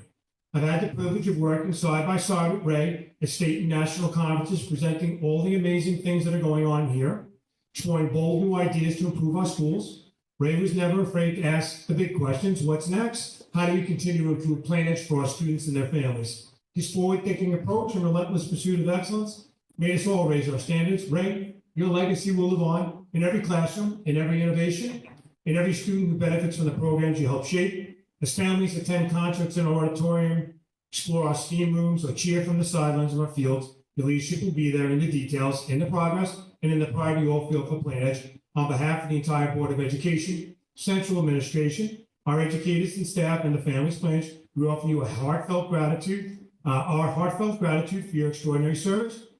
You have made a lasting difference, and we know your presence in this community will continue to inspire us for years to come. Please join me now in offering a warm and enthusiastic round of applause to Mr. Raymond Parrish. Ray, thank you.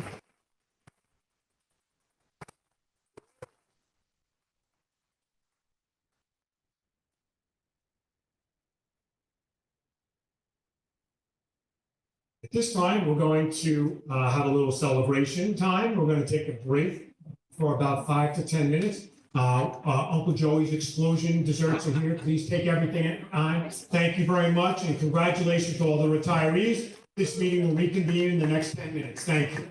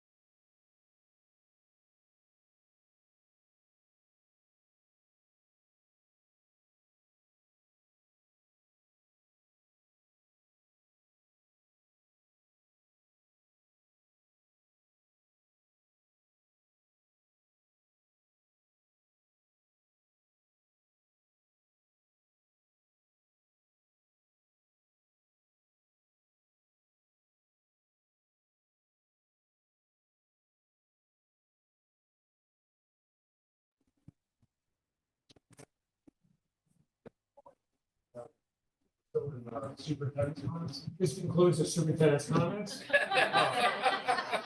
Sorry. I've been speaking enough tonight. There's more stuff on the agenda. Absolutely. Okay, so moving on to routine approvals.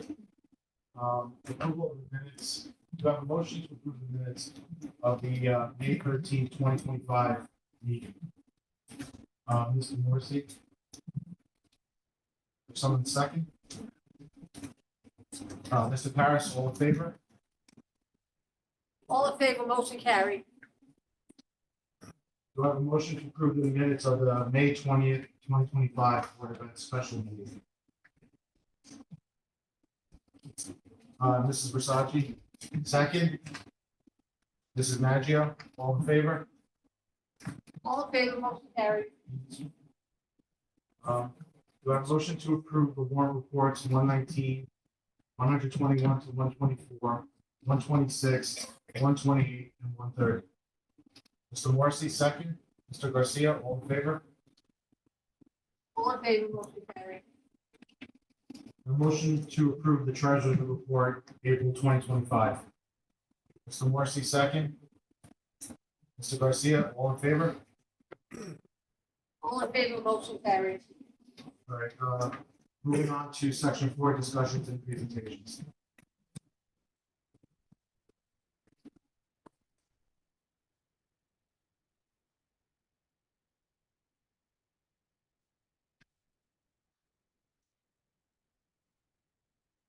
Good evening, ladies and gentlemen of the board, public. There was a request for a presentation from the board on an update on school security. We had recently spoken about school security at a national conference. We've been speaking about security in the schools on an annual basis over the past 13 years.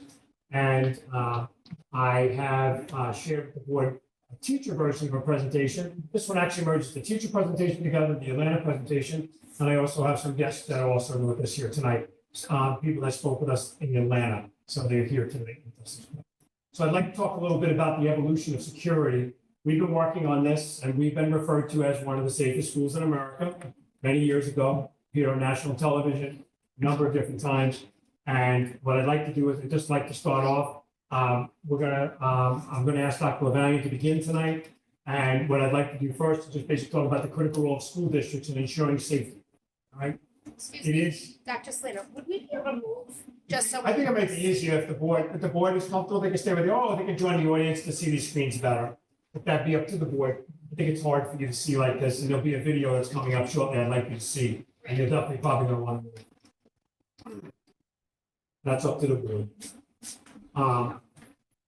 It's our primary responsibility to ensure, I tell people all the time, there are nearly 3,000 students, there are 850 staff members, and I tell those people, and I believe it, that they're gonna come to work, they're gonna be safe, and they're gonna go home every night and see their families and their loved ones. That's not guaranteed, and we're gonna talk a little bit about it. All right, but what we do is, we use a layered approach, and we have a commitment to protect our staff, our students. We establish policies, support training, and emergency preparedness. There's fire drills, there are lockdown drills, all required by law. We do more than the minimum that's required on an annual basis, and we ensure compliance with state and federal safety regulations always. And we work, obviously, with the administration, a layered security approach. There is no guarantees in life, right? But what we do is we put in a number of mechanisms by which they be physical, technological, or procedural. We partner with law enforcement officials all the time. As you know, we're rich with law enforcement people that live here in the Plainedge community, and I have the pleasure of calling many of them friends, confidants, and people that share with me what we're doing and how we can improve. We deal with Homeland Security, Nassau County Police Department. There are regular checks of our buildings on an annual basis. There's an inventory. Our director of security works with those individuals, walks the buildings. They say, remove this bush, move this here. This is creating a dangerous situation for us. We also, culture of safety, awareness, reporting. We have the best technology solutions in the world. We're going to talk a little bit about that, establish funding for safety and security measures. And of course, one of the number one things that's become self-evident is that the people that are involved when these incidents do happen, such as an active shooter, active assailant, those individuals usually were known. All all right? And we have an extensive mental health program here. We partner with one of the largest providers of healthcare, which is the Northwell Corporation, and we offer both in and out of school support. As the board knows, we've been leaders in that area. So we continue to blend all these things together. And I think it's important for us to recognize. So we're giving you an overview, basically, of the evolution of security and what we're doing here in Plain Edge in order to make the schools the safest in America. I asked, there's going to be a number of people that spoke here. Mr. Bernie Fuchs, who represents the largest group of people here. I did ask Mr. Fuchs to please speak a little bit about this and about the teachers and about why a group of teachers, all right, many teachers, by the way, teacher assistants, would be interested in obviously being safe in schools and improving the security in our schools. Thank you, Dr. Selena. Plain Edge Federation of Teachers, we represent teachers and teaching assistants. We spend the majority of our day with the children, and I like to consider us active partners in what goes on across the school district. School security is a huge concern. It's not only a concern for the parents, for their children, it's a concern of the teachers, for their students, and of course for themselves. We also want to go home to our families at the end of the day. And the truth is, right now, school shooting events are at an all-time high in this country. The current system that we have in place in the high school and around the district is good, but it has limitations. If I see an active assailant, I have to go to my phone, I have to either run down to the main office, call somebody. It's going to take time to achieve that. And that's time that that assailant has caused harm. We can do better. This is all possible because over the last decade, our union, Dr. Selena and I, have worked together to build trust. Trust is key. It allows us to go forward. When Dr. Selena and I began talking about this some time ago, we both knew that teachers would be concerned. The concept of cameras in the classroom is a scary concept for teachers. But through our conversations and understanding the security system, we know that these cameras are only active during emergencies. Dr. Selena went as far, on my request, to meet with all of our members at each level and explain what's going on and how the system is going to work. And I can say I've seen 2 of the 3 so far, and they were incredibly well received by the educators of the school district. Their major concern, of course, is being videoed. But we already have in our contract protections against using that video in a punitive way. And again, since it's only going to be active during an emergency, the teachers immediately understood the importance of what we were doing. In my position as a union leader, I have the privilege of speaking to other presidents across Long Island. And they get it. They understand that this will be coming to their districts too. What we're going to show you tonight is the gold standard of safety and security in schools. Again, we're moving forward here because of the trust between the union leadership, the teachers, the administration. It's very simple. At the end of the day, teachers and teaching assistants want the kids to be safe, and they want to be safe as well. I think you're going to really be impressed with what you're going to see tonight, and I assure you, it will increase our safety. Thank you very much. Thank you, Mr. Fuchs.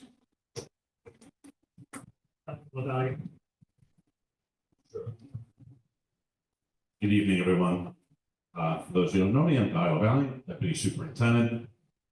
I have about 40 plus years in education, spending a lot of my career in roles, administrative roles, or technology leadership roles. So spent a lot of time in technology and district security, which has evolved into the technology realm. I've been a building principal and central administrator. So I have experience in all those places. Okay, hold the microphone. So let's talk a little bit about the evolution of security in the Plain Edge schools. Okay. So one of the things we realized early on, I've been with the district about 14 years, was that people that entered the building from the outside of the building were immediately in the building. And if it was a bad actor or somebody that was mentally ill or somebody that was angry or whoever it was, we had no real time to vet them. They were already inside, and then you're dealing with the situation. So one of the things that we did is we put forward to the community a concept of the architects of building what's called man traps or security vestibules, which are areas that are double doored. So the entrance to the building doesn't get you fully inside the building, gets you into kind of a waiting area where you're vetted first before you're let into the building. And all of our visitors are checked in a visitor management system. They are vetted through a sexual offender registry database. And we have security personnel that are at each of these checkpoints to screen people, make sure they belong in the building, to ask the right questions, vet them through the system, and then make sure they get to the right location. And it also slows somebody down. So if somebody is intending to do harm or has a weapon, it will slow them down. Now they have to get past 2 sets of doors, security personnel, and slowing somebody down is also a good thing, but hopefully it contains most people in that area. We also put in a checkpoint visitor management system. You can see on the one slide on the left, there's a security window over there. And these are every morning and all day actually out in the lobby of the high school. They check students in. So attendance is recorded of who's in the building at the time they're in the building. And it also alerts us. So students are sometimes unfortunately suspended, or they're unenrolled, or they move to a different district, or they've graduated and they just don't belong back here during the school day. It will red light them. It'll audible alert, flashing red around their picture, and let security administrative personnel know that there's an issue with this student. They won't really belong here at this time, and then they can deal with that situation. And 11th and 12th graders do use the system to tap in and out for lunch. So we know when they left the building and returned. So one of the things, again, I said I had a long-standing career doing this, and my previous district where I was for also about 14 years, 13 years actually, I held many roles. I was the district technology director. I did a lot of central office work in central office. I did a lot with district level security, entire district. And I was also served as the principal for an alternative school. And that alternative school had, a lot of emotionally disturbed students. I had gang members, high school fights that broke out with rival gang members would be sent to my building, both sides of the faction, which was, always tenuous. Students on parole, first year on the job, we took a loaded gun off the student. So, it was very concerning. We were dealing with a population of students that were a higher level risk. So I always, worried, like, how am I going to get to all these tasks as principal, and do all the things you had to do, like get on the PA and announce there's a problem or a lockdown.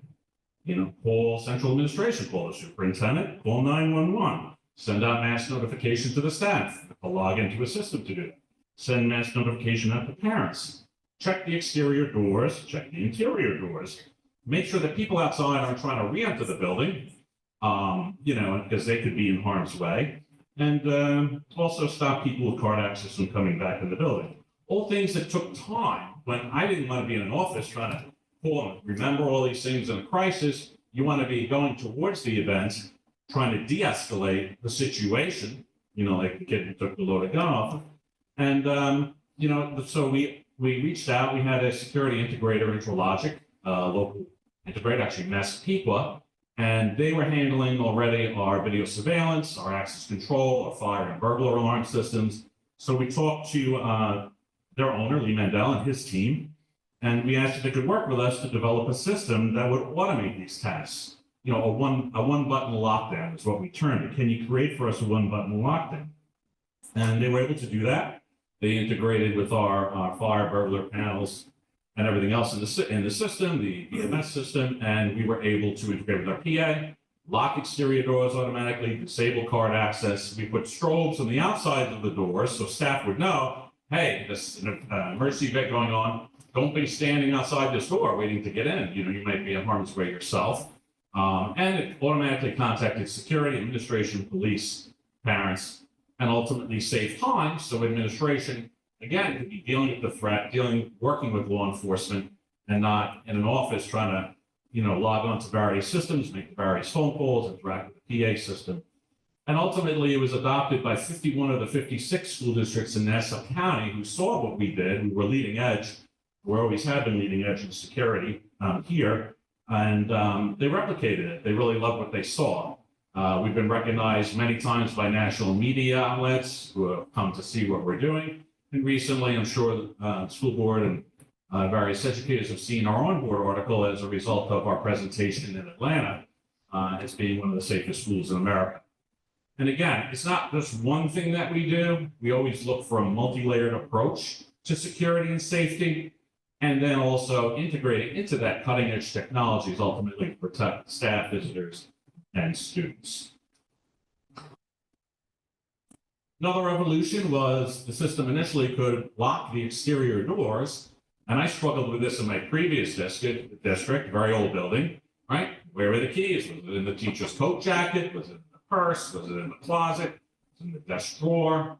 A lot of times keys could get lost, or staff members would leave and they wouldn't get the keys back. So rekeying doors is very expensive. So we put digital locks on all classroom doors. They integrate with the one-button lockdown. So our card access to get in the rooms limits it to only people that belong there and at certain times of day. Can be disabled and enabled on a set schedule. And when people retire or leave, it automatically disables them. It reduces costs of keys and rekeying doors and stops the risk of keys ending up in a bad actor's hands that they can use then to enter a building or to enter classrooms. So we went and we did that project. One of the things that we struggled with was which system to communicate with. We had many at the beginning of our experiment here. So to speak, we had School Messenger. It was a really good product that had limitations. We had Remind, and we had a whole bunch of others that we were trying to get to do different things to communicate when we needed to mass notify people of an event. Over the past couple of years, we put a product in called Parent Square. Works really well, seamlessly. It's able to communicate to the constituents that we need to reach in the community. So we've standardized on that at this point in time. And then we also recently, a few years ago, started to look at our aging camera fleet. Older technology was new when we got it, but things age out in the technology world. Resolution of cameras, improved dramatically. Night vision of cameras and analytics of cameras improved dramatically. Interlogicals was sold and then later was no longer in business, so support from them was not really coming anymore. So we switched to our network integrator CSD. We do have expertise in video surveillance, and we went to a product called Genetec, which is a world leader in security. It is the premium security product that has a lot of features, and we also picked it because it's open source, unlike some other competitors like Verkada, which is very proprietary. They don't let you integrate anything else into it, and we wanted that. And we switched to Access cameras. Access cameras are really, really great. The new cameras that they have in Keyscan Award. But still, even with all these improvements, we did have issues. We had a lot of separate systems. We tried to unify some, as you can see, like with our different mass notification systems, but things all supported by many different vendors, manufacturers. Only administration could initiate a lockdown. One of the things you're going to see later as an issue that's happened in other incidents in other schools. And only in the main office by the wall-mounted panic button or a lockdown button. Public address system is very old, unreliable. It's end of life. It's been end of life for a while. It's the original PA system in here. And actually, the vendor that was kind of helping us keep it going and keeping it together, he retired, and there's nobody really else to help us keep this thing going. So it's definitely on life support as we speak. Staff had to use analog wall phones if they needed a nurse, contact administration, or if there was some type of emergency in the classroom. Very cumbersome. And emergency responders, if we did do the one button lockdown and it was automated to call the police, they would come in the main office, main entrance of the building, and then they'd have to figure out why was the button hit? What's going on? Where is the threat? They really had no intel or real-time information on what was going on in the building and have to figure that out. Talk about the upgrade of cameras, which we've done, we're working on still. We do a lot each year. This year, we've done a lot with cameras. And there was no situational visibility awareness in emergency. We have the new armed guard initiative, and then our emergency responders, when they come, again, they're going to come in the building, but they don't know where to go. Where am I going? Why is it being, time is really critical in a real situation. Dr. Sleen? When we talk a little bit about active shooter events, unfortunately, earlier this week, there was another active shooter event. But active shooter events are here to stay. You can see the statistics that are here. There was 349 cases in 2023. There was 330. These are from the K-12 school shooting database. They keep track of incidents inside of schools. So it's something that we need to deal with, and we need to have measures in order to be able to help protect the students and the staff here in the Plain Edge Public Schools. So when we talk a little bit about this, I want to keep that frame of mind and then what we're looking to do. So if I could, please. So I want to talk a little bit about, for a moment here, I'd like you to watch this video. I will tell you that the video is very clear what happened and very sad about the tragic loss of life in Parkland. We're also joined here by the two fathers you're about to hear speak. I spoke with them and so did the team in Atlanta. And I thank them for coming here, and I know how hard it is for them to listen to this video. But this video will share with you their experience and what happened to their children. We offer our condolences, of course. At this point in time, I'd ask Tech Squad to please just spin the video. February 14, 2018, a day meant for a while turned into a national tragedy. At 2:21 p.m., gunfire erupted inside Marjorie Stoneman Douglas High School in Parkland, Florida. Within minutes, 17 lives were taken, 17 injured in one of the deadliest school shootings in American history. So February 14, 2018 started out for me like most other days. I had a long commute into work. I had a really important business meeting that morning, and I needed to be there early. So I left home early without a chance to say goodbye to my kids on the way to school, and especially Elena. Elena was kind of the heartbeat of our family, even though she was our youngest. Just a wonderful young lady that was full of life and possibilities. 2018. My heart stopped beating. Our youngest child, Eddie, was taken back home to our Heavenly Father. And I'll just never forget, we could see Elena's phone in her classroom and it wasn't moving. So part of me knew at that point, probably we were going to get some really bad news, but you always hope. You always hope that maybe she just dropped her phone on the way out. The report saying the spray of bullets set off a fire alarm, sending panicked students and teachers out of their classrooms to escape. Andrew Pollock left his old life behind after his daughter Meadow, an 18-year-old senior, was killed on the 3rd floor of Building 12. She was the youngest of my 3 children, and she was the most like me. She was very independent, and she was going to be very successful in life, but that got taken from her. And we'll never know, but I know in my heart that anything she would have wanted, she would have gotten. When my daughter wasn't answering the phone, I started to think the worst. And by nighttime, we knew that she was murdered. Those images from inside the high school showing the moments leading up to that deadly rampage and a series of apparent security failures by police and school officials. The release of surveillance videos and audio, all part of a scathing draft report from a Florida State Commission, shining a light on a host of fateful security missteps. It was horrific.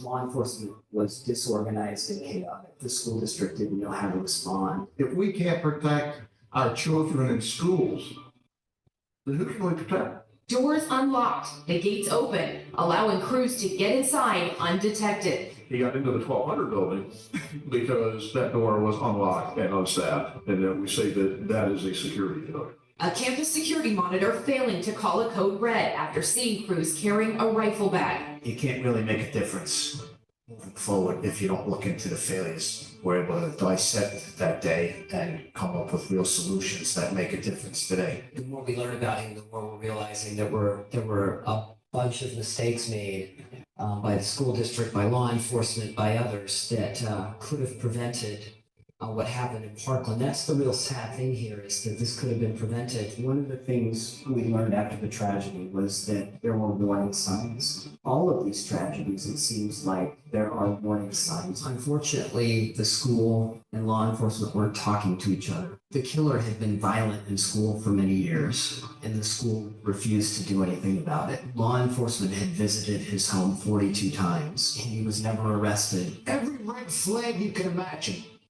But the school didn't just miss these red flags, they knowingly ignored them. How many schools, how many children have to get shot? It stops here with this administration and me. It's just not right. And we need to come together as a country and work on what's important. And that's protecting our children. 5 minutes go by before police officers even enter the building. Cops using surveillance footage on a 20-minute delay to try to track down the armed assailant who had already escaped. Issues here, not having an AA system, having a security cameras that are on a 20-minute delay. And you have 5 minutes for police to enter the building, so think about what happened in those 5 minutes. Everybody was under pressure. I mean, you had educators that were being shot at. You had law enforcement that couldn't communicate effectively on the radio. So one of the problems we can solve, one of the things that's easily solvable, is automating the response to these tragedies. You can't rely on people in an emergency situation to act the way you think they're gonna act. People don't even know what address they're at. You know, a lot of times when it's an emergency or what floor they're on. I've seen technology where you could just take the human error out of it and make it as simple as you can when it comes to a response. And I know every second could be a life. That's why I stay in the fight. Ultimately, the solution is not in any single policy, not in any piece of legislation, and not in any activist fervent prescription. It is in our hearts, it's in our homes, in our communities, and through our faith. The problem of man against evil is as old as humanity itself, and we cannot face it alone. It is my hope that senseless tragic events like the one that took my dear daughter will awaken people across our nation, that we need to work collectively to create a significant cultural shift. The year before the Parkland tragedy, Parkland was named the safest city in Florida. And Parkland was a place where these things didn't happen, but I'm sitting here today telling you that it can happen in your community. It can happen at your school. I'm working hard along with a lot of others to make sure it doesn't happen, but you should never let complacency take over. Parents need to demand that their schools are protected. And the best way to prevent the loss of life is to be prepared and to have a plan and to have a way to execute that plan effectively.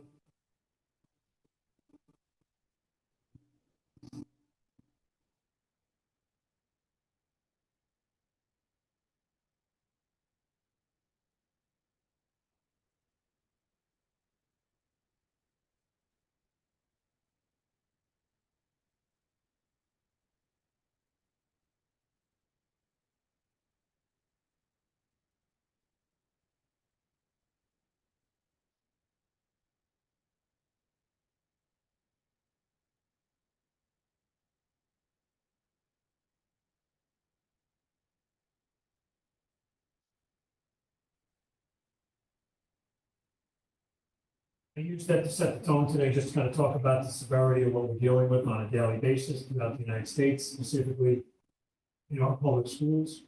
Our hearts and our prayers go out to obviously those that were lost. We're joined here tonight by friends of mine, and that will speak a little bit about that. And I don't know how you watch that. Obviously, prayers for your daughter. So we were recently asked to speak, and we've spoken nationally now and locally about school security over the past 13 years. And the fact of the matter is that, we're still constantly looking to do, what can we do better? What can we do? How can we automate? How can we react faster? The reality of the situation is that we came to talk in Atlanta, and I had, and I'll talk a little bit about Ryan Petty, Andrew Pollock, and in case we know each other, and talk a little bit about what we're going to speak about here today. Mr. Petty, I met him after the Parkland tragedy, and he agreed to share his story during our presentation, the district's presentation in Atlanta. As you can see, he is a Florida State School Board member, and he is the vice chair of the Florida State Board of Education. His daughter was murdered in Marjorie Stoneman Douglas High School, as you can see. He is a passionate advocate for school safety. He has his own personal experiences to draw from. He works with the Trump administration and meets with the president as well as the president's administration, with Mr. Pollock as well, and has in the previous administration and today's administration continues to strive in order to help make schools safe for everyone. And he is a serial entrepreneur. He's a tech exec, 25 years in telecom media. We've had a number of discussions, and at this point in time, I would ask Mr. Petty to come forward to please share a little bit about your thoughts about safety and security in the schools. Thank you for being with us tonight. Thank you, Dr. Selena, and thank you, board members. I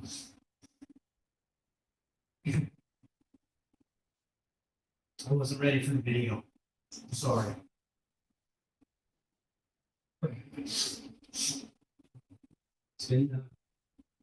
It's been 7.5 years and it still hits hard. Dr. Selena, I want to thank you for the opportunity to speak. And I want to thank the board members for your time this evening. Promise I'll get through this. Had an opportunity to drive around a little bit in the community here. Plainage is a beautiful place. It reminds me a lot of where I grew up.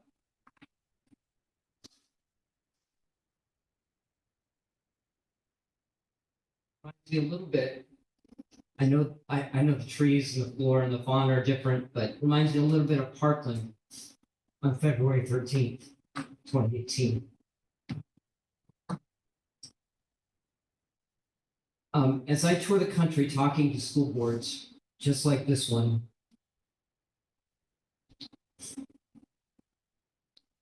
I oftentimes have to tell them, you can be a district that's putting the pieces of a school safety solution together, or you can be a district that's picking up the pieces of shattered lives, a broken school, a forever damaged community.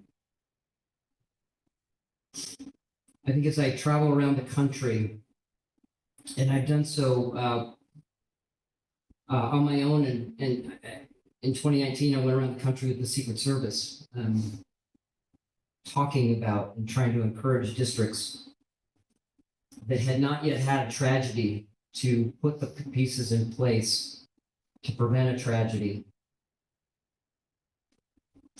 I can probably count on one hand the number of districts that have taken the proactive approach that I see here in Plainage, literally on one hand. And that's after Dr. Selena talked about how many school shootings we have every year. It's after Parkland, Uvalde, Columbine. How many do we have to have before we get the message that we need to take these seriously and prevent them? I shared a little bit of this in the video, but I just want to highlight a few points. As you know, and I mentioned in the video, I sit on the Marjorie Stoneman Douglas Commission. We were tasked with investigating the tragedy. probably the second hardest thing I've ever had to do. What we saw was the superintendent that was not focused on safety, a school board that was derelict in their responsibilities to protect the students and the educators in that district, a chaotic response. As you heard, it took over 5 minutes for law enforcement to get to the building and get into the building. The shooting was over in about 6 minutes. When they did finally get into the building and get access to the video, as you heard in the presentation tonight, they were watching surveillance video from 20 minutes prior because the operator in the chaos didn't realize that they were not looking at live video, they were looking at delayed video.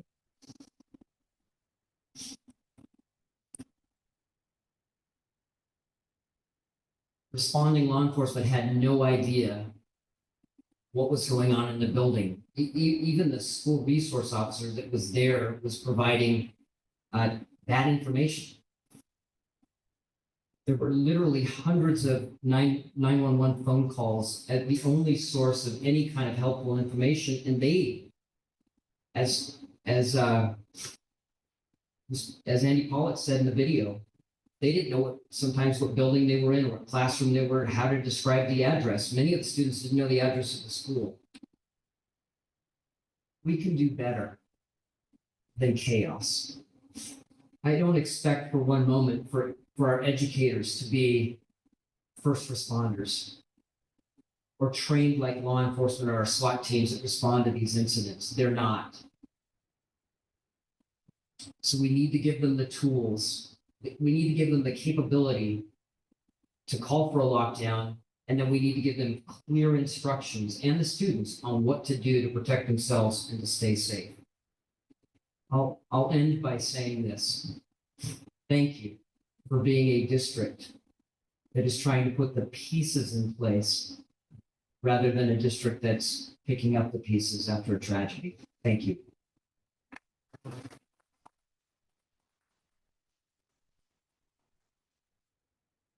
Thank you, Mr. Petty. The board has been proactive in securing the support of the community. And this is a thought exchange which was used. This is a tool which took in a number of thoughts that were expressed by people in our community. There was 1,220 respondents, which is high. And the number one thing that came out of this, where the common ground was, whether people were pro-gun or not pro-gun or having guns at the school or not, right? They all wanted child safety to be a priority. They emphasized we need to protect students from any potential threats. And the board in this school year has held an advisory committee. The advisory committee made recommendation. The board has moved forward with armed security next year. And we'll be speaking more on that later this year.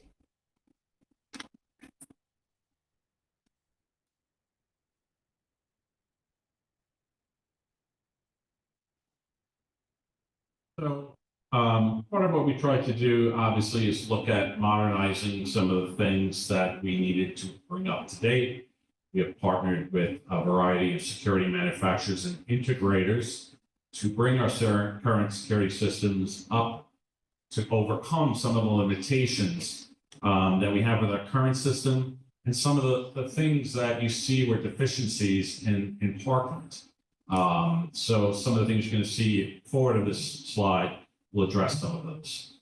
All the products that we've procured in the past and continue to procure forward, obviously, are through our NASA BOCES, New York State Office of General Service contracts. They're procured according to New York State requirements, and we always try to get need back from BOCES when we can. So sometimes that's an advantage if we can do that.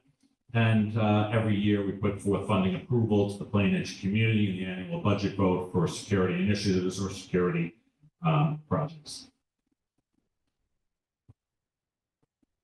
These are some of the physical security manufacturers, integrators we currently work with. We partner with a variety of manufacturers. We currently use NACA, SLS, CSDNET. We talked about them. We use them for not only our network integration, but for Genetech video management system for our security cameras, access control. We do a lot of our camera installations and support. We also work with a company called Xbox. Actually, the former CEO is a founding member of that company, and they have new security products that are we're integrating to, again, overcome some of the deficiencies that we see. We use Door King. You see the gate by the parking lot. We use Genetech again, Leading Edge, Dormicaba for our classroom locks, Keep Scan Aurora for access control. Access camera now, we're replacing most of the cameras with access at this time. Bosch handles our security panels, NAPCO, and Gordon Elsine is another integrator. They've done a lot of the big facility projects. They do electrical and fiber work, and they'll do some camera work for us, like out on the football field, things that are really big projects that we have doing. This is just a slide of the two capital propositions, one in 2024, 2025. You can see that the community supported a $2,300,000 allocation towards security initiatives to protect students and staff, which is great. You can see the approval rating of that from the community in the vote was almost 75%. And also in 25-26, we start the budget process early. January, we start to present on these capital project security initiatives on March 13th of this year and continue throughout our process. And this year, 1.7 million was approved in all the things you see listed there with all of the security initiatives, and almost 73% of the community has supported this, which kind of falls into line with the thought exchange. That common ground was that everyone in the community, whether they agree with armed guards or not, it's going to be a little bit controversial, but we support it here. But they all agree that we should do everything possible to protect children. And you can see that by the voter approval of our security initiatives. So some things that we work to overcome. Again, things that were deficient. You saw it in the video, and you heard from the two fathers of Parkland daughters. Communications, really poor communications in a lot of these shootings and in Parkland. Empowering staff to actually initiate a lockdown. If an active shooter gets in the building through an open door, like in Parkland, it ends up on the third floor or second floor of a building, and a staff member encounters them, they're never making it to the main office to tell anybody. They're not getting on their phone. They're not reaching for the classroom phone to dial a phone number. It's really important to empower staff to be able to initiate that, and that's one of the features that we're going to present to you tonight. And one of the stories, I had time to talk to Andy and Ryan also in Atlanta when we met them, is that one of the first staff members in Parkland that encountered the active shooter assailant was actually military trained. It was actually, and he got shot. He couldn't use his radio. He wasn't dead. He still could have pressed the panic button if he had it. But he wasn't able to use his phone. As they pointed out, people didn't know what building they were in. In an emergency, you just you zone out to a degree, even somebody prepared like this gentleman. But pressing a button is simple, and it's easy to do for anyone, no matter how heightened the issue is. So that's one of the things we're also looking at here. And situational awareness. Again, we can press a panic. Let's say we get to the panic button and the police show up. Where's the problem? What building is it in? In a place like Parkland, there's multiple buildings on a single campus. What floor is it on? What room is it in? Where are people? Is there an active assailant in the building? Where are they? By having situational awareness, it's really important. Being able to see inside classrooms is critical. It's one of the many failures of multiple school shootings. Uvalde, I think it is, maybe it's one of the other schools where they didn't know what was going on in the classroom where the shooter was, and they treated it like a hostage situation, if I'm recalling correctly. So seeing inside classrooms during an emergency only is really, really critical. So these are some of the things we're looking to improve. Emergency lockdown devices in classrooms to give visibility. So police, responders, and the armed security, by the way. The armed security is phenomenal. I'm really personally happy that the school district approved that, but the armed security guard doesn't know where to go when the alarm goes off. The features that we're about to present to you you will help that armed security guard rush to the scene where it's happening and save lives. And that's why you voted on that. That's why you approved that. Fake detection, obviously, student health is important. So that's part of the system here also. Ability to locate and press the button and who triggered the lockdown. Track visitors in the building. You vet a visitor, you let them in. They're supposed to go to guidance office and they end up on the second floor. Why? So the system will be able to track only visitors so that if they go into an area they're not supposed to be, it'll alert security, hey, why is this visitor on the second floor? One unified system, having too many different pieces that have difficulty talking to each other, especially if one upgrades firmware and then the other one doesn't talk to it anymore, it's just always a concern. So the more the things you can have under one manufacturer, one umbrella is really critical. And again, communications is a failure with something that we're trying to improve. We looked for each of these things at different things. I've been talking to Dr. Selena about digital signs since we got here. The public address system has always haunted us because it's end of life and aged out, and always trying to repair it and figure out how to keep it going and keep it reliable, which is critical. Our video management systems, we looked at many different systems, selected Genetech for the reasons I described before. Digital clocks, I mean, we had these $10 clocks in classrooms that you have to take off the wall to change the time, and absolutely ridiculous. And student messaging, messaging in hallways and classrooms, and then the panic button, badges to empower people to do that. So those are some of the things that we're looking to do. So our staff on a daily basis carries a badge. And the badge that they carry today is just that, a badge. It opens doors, copy machine, point of service. And most importantly, allows us to keep the building secure. What it doesn't do is it doesn't offer any method by which we could leverage communication. And so I actually have this pass around to the board so that they can take a look at it. The badge itself is a badge holder. It has a button on the rear. By depressing the button on the rear, it empowers every single teacher, every single staff member that works in our schools, all right, to be able to say something, see something, say something, now do something about it. All right, you don't have to wait to call the principal's office. You don't have to dial anything. All right, the badge is not transmitting location unless it's initiated by the staff member. And, I've been speaking to teachers about this. I spoke most recently with a group of people. The teachers themselves had a number of questions, good questions. Is this tracking me when I leave the schools? The answer to that is no. We use geofencing, and geofencing, it only can operate within the 5 schools inside the school district today. All right, when you go home, you can press the button, and yes, it will vibrate, it will light up, all right, but it can't transmit anything because you're not on school premises. All right, in addition to that, there were questions about, what if I lose it, Dr. Slater? Well, you get another one. All right, that's the least of our troubles. We obviously are looking to empower our teachers and staff to protect our children and themselves. That's the wearable badge holder. To give you an idea about what it looks like and what the first responders receive, the first responders receive and are on guard security outside the school building will receive that there's been a lockdown that's been initiated in the building. It will transmit an encrypted link, which will give them an interactive map. The interactive map will tell you who initiated it. In this demonstration here, this is the one we used for Atlanta. All right, that's my office. That's this building we're sitting in right now. It actually gives you the location of that person. It's now transmitting because I initiated it from my office. It can also be initiated by the emergency lockdown device, which is this device here. Right, this is the one that you'll see that is hung on the walls inside of the schools. And they're being installed. And it also allows them to open the doors. So if they want to come in the back of the building, they come in the back of the building, right? So they have that ability. We were in the 911 center 10 years ago, right? Every school district started to feed their video to the 911 center. The project failed.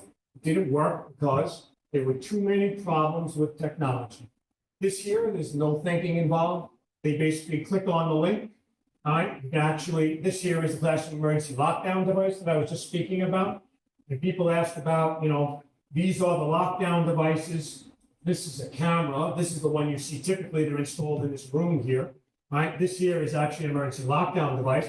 You'll see that it has a white fold on the front of it. It's basically a screen protection. I knew in order to gain the trust of people that we needed a solution that people knew that we weren't looking to watch. The camera's off. The only time the camera becomes active is when the person either lifts this up and depresses the button, all right, or they actually initiate through a badge, right? It also allows us to call, and it also provides additional information with sensors that it has. The idea behind it, though, is that, and people have asked questions of us, well, what about if the kids lift up the cover? If they lift up the cover, anybody lifts up the cover, the shutter automatically opens, it snaps a picture, and it sends it to security and the administration of the building. That'll happen once, and that won't happen anymore, because obviously that shutter's gonna scare them. It's also going to yell at them in an appropriate tone by letting them know, you've just opened up the emergency lockdown cover. Do you know you're about to initiate a lockdown? Right, and that is enough to scare anyone. And we'll bring attention in the classroom in case, kids are horsing around. This is a life-saving device. This is something that's going to allow us to do a number of things.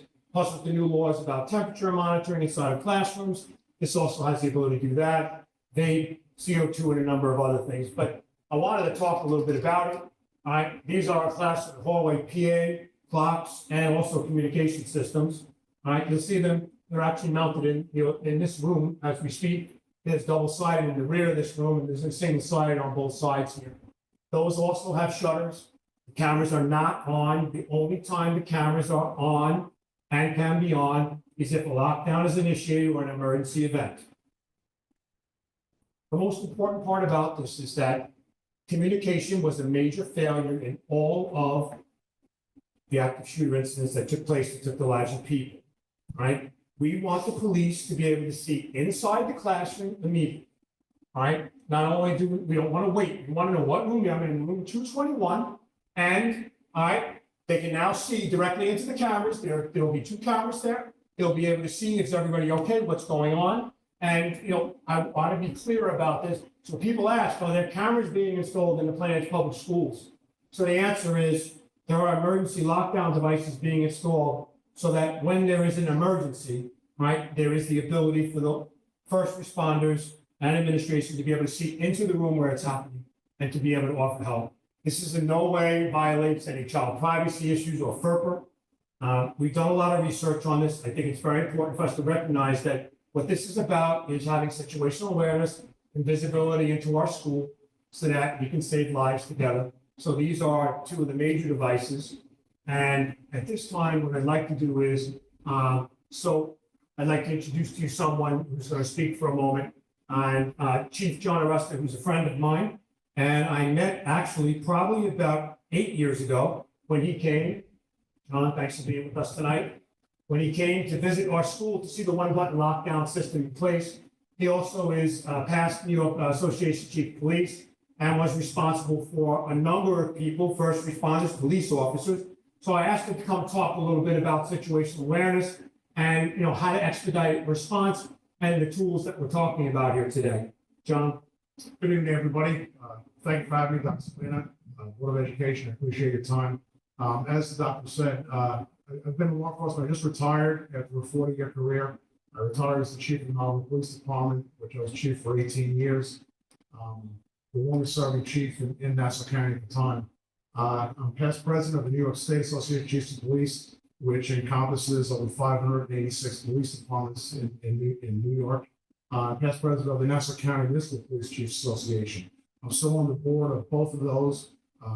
We attend quarterly meetings, if not more, annual training conferences. And we started, this goes back to Columbine. Nothing was really on our radar. Our school districts really didn't get involved, but public safety of the schools wasn't a big priority. We didn't think anything like that would ever happen. After Columbine, all of a sudden it came on our radar. We had to do better. We realized through other tragedies, police, we were behind, way behind the times. People would wait, people didn't know when to go in, what they should do. Well, that all changed. Now you have one of the best trained police departments in the country, if not the world, with the Nassau County Police Department. Commissioner Ryder, he made sure that this is never going to happen again on his watch. where somebody's gonna stand by and just not react. We trickle that down to the villages. Just because we're a village doesn't mean we're not just as good as the Ness County Police Department. We train with them, we have the same equipment with them, sometimes better equipment than them. And it's easier for us to do our training sometimes. The advancements that have come over the years with cameras, with detection, with the man traps, I mean, everything is good, but we can't stop there. We can't rest on our laurels. We have to keep moving forward. Having this newer technology of being able to put an emergency response device in every classroom and empowering every teacher, staff to be able to call a lockdown, that's what we need. We need to shave seconds off of the time it takes to respond to an event and to neutralize the target. And we don't want to say everything is going to be an active shooter. This could just be somebody having a mental issue, having a breakdown, and is in the classroom. You know, you call a lockdown, being able to have that shutter open and having a view of that classroom at that moment, you can kind of then tailor your response as to what you're going to do. Being able for a police officer, first responder, being able to see in that classroom before I get on the scene, or knowing what I'm going into, that's immeasurable. And even that, we can kind of go in and do it surgically. Instead of coming in with a sledgehammer, we know where we're going, we know who we're looking for, being able to communicate with that person back and forth immediately, can sometimes diffuse the situation and end it right there. You know, if you know Johnny Jones is in that classroom and all of a sudden the camera pops up and Dr. Slinger sees Johnny Jones and Johnny, put the knife down. What are you doing? That could be enough to end it right there. This is a small investment for keeping kids safe. It's the next step. It's the next great step. This technology isn't available anywhere else. I've never seen it anywhere else in the state. I know I've spoken about it with other chiefs from around the state. They're a little jealous that we have it here on Long Island, that it's going to be deployed. It's just great. It's like having this equipment is like having a police officer in every classroom. It's really immeasurable. I can't wait to see it rolled out. I really can't.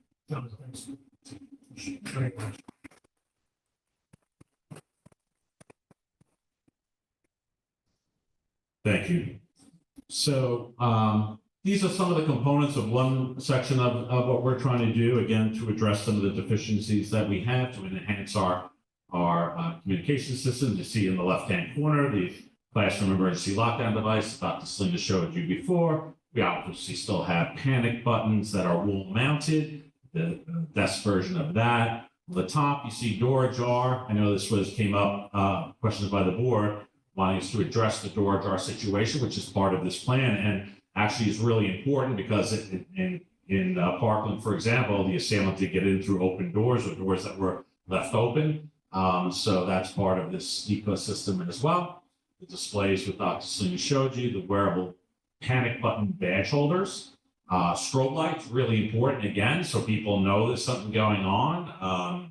Obviously, also helps with ADA compliance. If somebody is hard of hearing or deaf, they can see the strobes and know it's an emergency. But also on the exterior of the building to know, again, not to come into a situation that's developing or be even by the door. You know, sometimes a lockout can be actually pretty critical. In the last district, there were many times I had to lock out the school. And the first time I did it, I realized people were lining up outside the door and had no way to communicate with them other than opening the door, which you're not supposed to do in a lockout. So then we added audible and strobe lights. And yeah, there was somebody in a car with a gun, the police were chasing them, chopper was overhead. And so really critical to communicate everywhere what's going on. EA system integration, data detection. You can see are a few of the initiatives.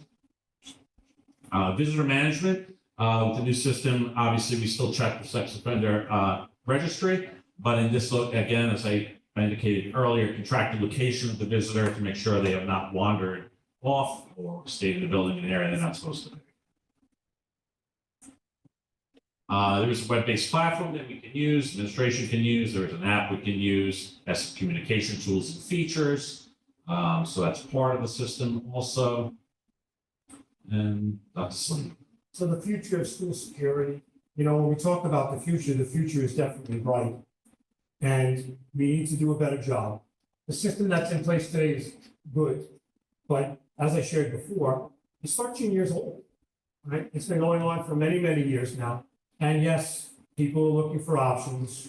And I think it's important for us to hear a little bit from Mr. Pollock's here with us today. Pollock's daughter was lost. So what I'm going to do is I'm going to ask Mr. Pollock to come forward to speak. And I appreciate you taking the time to be here with us tonight and for speaking with me in Atlanta. I met Andy 10 years ago. Well, less, actually 6 years. He came here to see the one-month lockdown system after Parkland. And he was sitting right in my conference room. And he said to me, he said, show me how you're protecting your kids here. How are you communicating? How are you getting the police here? I want to know, I'm curious because I heard that you were a leader and I want to know what are you doing to protect your kids? And we did a drill. He had a chance to see the school locked down, what we did, how it worked. We have a strong relationship with law enforcement here. Commissioner Ryan is on speed dial for myself and my colleagues, and he's always been supportive. And yes, they did change their complete methodology about how they enter the building and what they're here to do. They're here to, in the end, stop anyone from being hurt. The problem always was they don't know where it's happening. They don't know where to go. They show up at a front door, right? This system here, you won't have to show up the front door. You can show up to the closest door. You'll be able to, through the link that's sent to you, open the doors remotely, right? You don't need keys to get in the building anymore. Although the police, nothing will stop them from coming through when they come.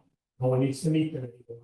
The idea behind it is our security guard will be standing by, we've spoken with a few of these companies. So I'm going to say they have between 18 and 40-second response time from where they are to enter the building.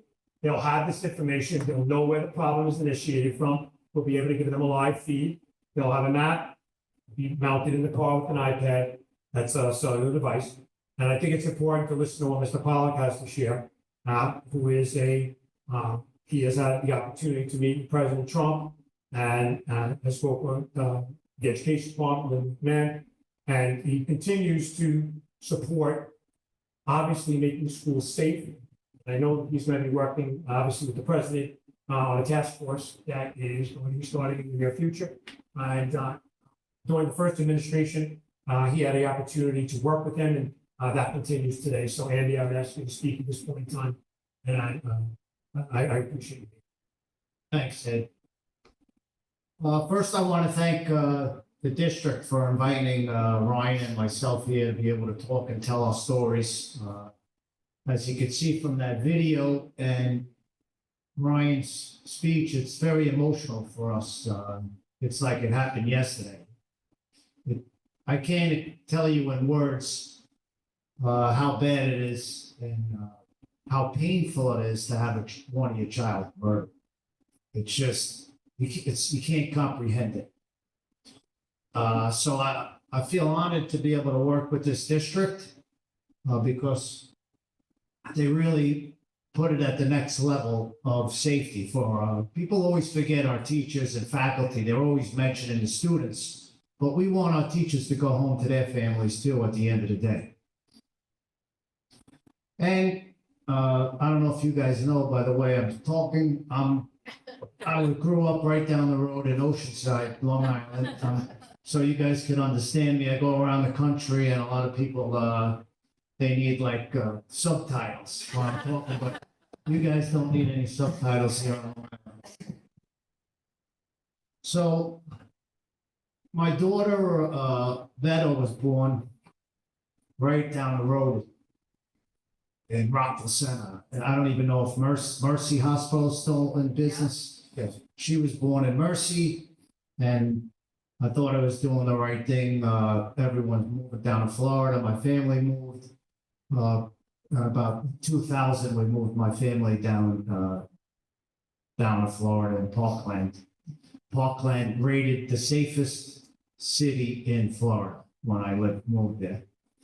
My daughter was my youngest child. She was the most like me, my daughter. So I miss her every day. immensely. There's nothing, like I said, there's nothing that I can tell you how painful it is. So Meadow was on the third floor that day. And there was multiple failures that happened. I can't, well, thanks. I don't have enough time here tonight to get into so many failures, but I know them all. And Ryan and I know it like the back of our hands, how many things that went wrong against our children that day, that they would still be alive. So Meadow was on the third floor. The shooter came in on the first floor. If a lot of people don't know, he was dropped off by Uber at the front door of the school with a rifle bag, where he walked right into the school with a Cabela's rifle bag, past security, right into, through an open gate, right into an open door. Shooting started going off. Meadow was on the, like I said, third floor. The teacher, there was so many, I'm gonna tell you that one of the biggest failures why she got killed that day. When there's a firearm discharges, there's an exhaust and it set off the fire alarms in the school. So the lack of communication, my daughter's teacher put her out into the hallway, where the shooter was coming down the hallway, because that's how teachers are trained mostly. You hear the fire alarm, you put the students out into the hallway like a drill. She had put my daughter into the hallway where she was shot 9 times.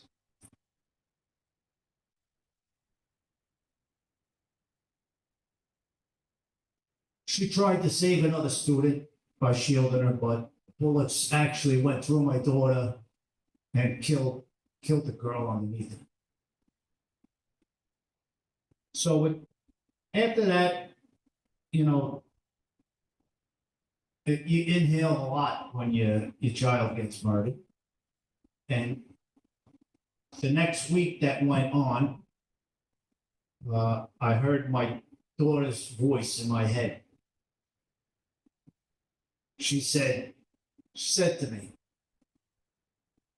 like she was right next to me, she said, "Daddy, you find out what happened and you hold everyone accountable." She gave me 2 jobs. Hold everyone accountable that failed her that day. Find out what happened and make a difference. And that was my mission. From that day on, I went and I started holding everyone accountable in Broward County. But she put me on this, I was like, there's no way I'm not gonna find out what happened to my daughter, because every person, I talked to every parent that had a child murdered in the school, and you know what their first response to me is? I can't believe it happened to me. I can't believe it happened in this district. But it happens, everybody, you know, I go to schools all over the place, and some of them have open campus, because they just don't get it, you know? The parents, a lot of them, you know, they just think you're gonna send your child to school and they're gonna come home that day. They don't know what goes into it. And I was guilty of that, you know, I thought my daughter was safe at the school. So, okay, that's better. All right, so my job was to hold everyone accountable. And that's what I started doing. I was very lucky in Florida, we had good leadership. And when I say good leadership, we had Governor Rick Scott. That was the governor then, and then Ron DeSantis after Governor Scott. But what brings to mind when I say leadership, it's Dr. Selena. And this district, it's very similar. It takes leadership to make a difference. To run an organization, you have to have good leaders. For example, after Parkland, with Governor Scott, he put a commission together of sheriffs, mental health workers, lawyers, parents, to look into the failures of what happened in Parkland so we could make a difference in Florida. In May, my daughter was murdered in February. In May 18th, in Santa Fe, Texas, there was a school shooting where 10 children were murdered. And they didn't make any changes in Texas after that. I even met with the governor. They didn't do the changes what we did in Florida. And then you saw what happened with Uvalde, like a similar situation with doors being open. So with holding people accountable, I was fortunate enough, Ron DeSantis put a grand jury investigation into the shooting of our daughters to find out what happened. And we also had a commission because, like I said, it was very important to look into the failures so we can make changes for things so it doesn't happen again.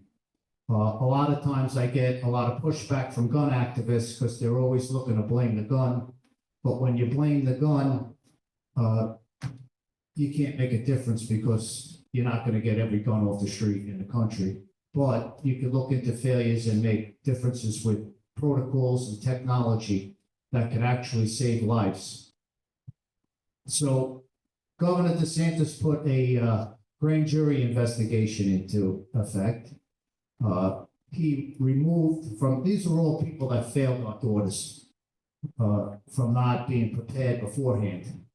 The sheriff of the county, who was on CNN saying how great a job he did, he was removed from office. Okay, he failed my daughter. 6 deputies took positions around the school, failed our daughters, they were removed. 4 school board members were removed from office from the governor for failing in their duties. The superintendent was arrested. You guys you probably don't hear it because the media, it doesn't affect the media. If it's not a gun, they don't put it on the news, but we made a difference in Florida. The lawyer for the school district was removed from office. So that was my first deal with my daughter, to take all those people out that failed. But the next was I looked, after dissecting the failure, it was all about response. What could I do to make a difference in the world? Because after every shooting, and all I do is think about the parents, how they're feeling at home, and it kills me. And I just try to make a difference so there's not another parent that looks like Ryan and I, that their lives are ruined. You know, I don't want other parents to have that. So it was all about response. We needed to give the police department the tools to speed up the response time. Like Ryan said, and Ed, the police didn't have any access to any cameras when my daughter was murdered. They didn't know where the shooter was. They're actually, like Guy said, they were in the office, the police, looking at a video that was 20 minutes old. So they didn't know where, they thought the shooter was still in the building. So they were going slowly through the building while kids were bleeding out on different floors with a slow response.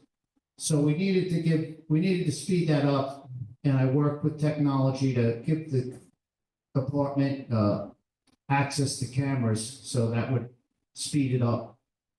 And then what was important too, we had to take the human error out of active shooter because humans fail. We learned in shootings.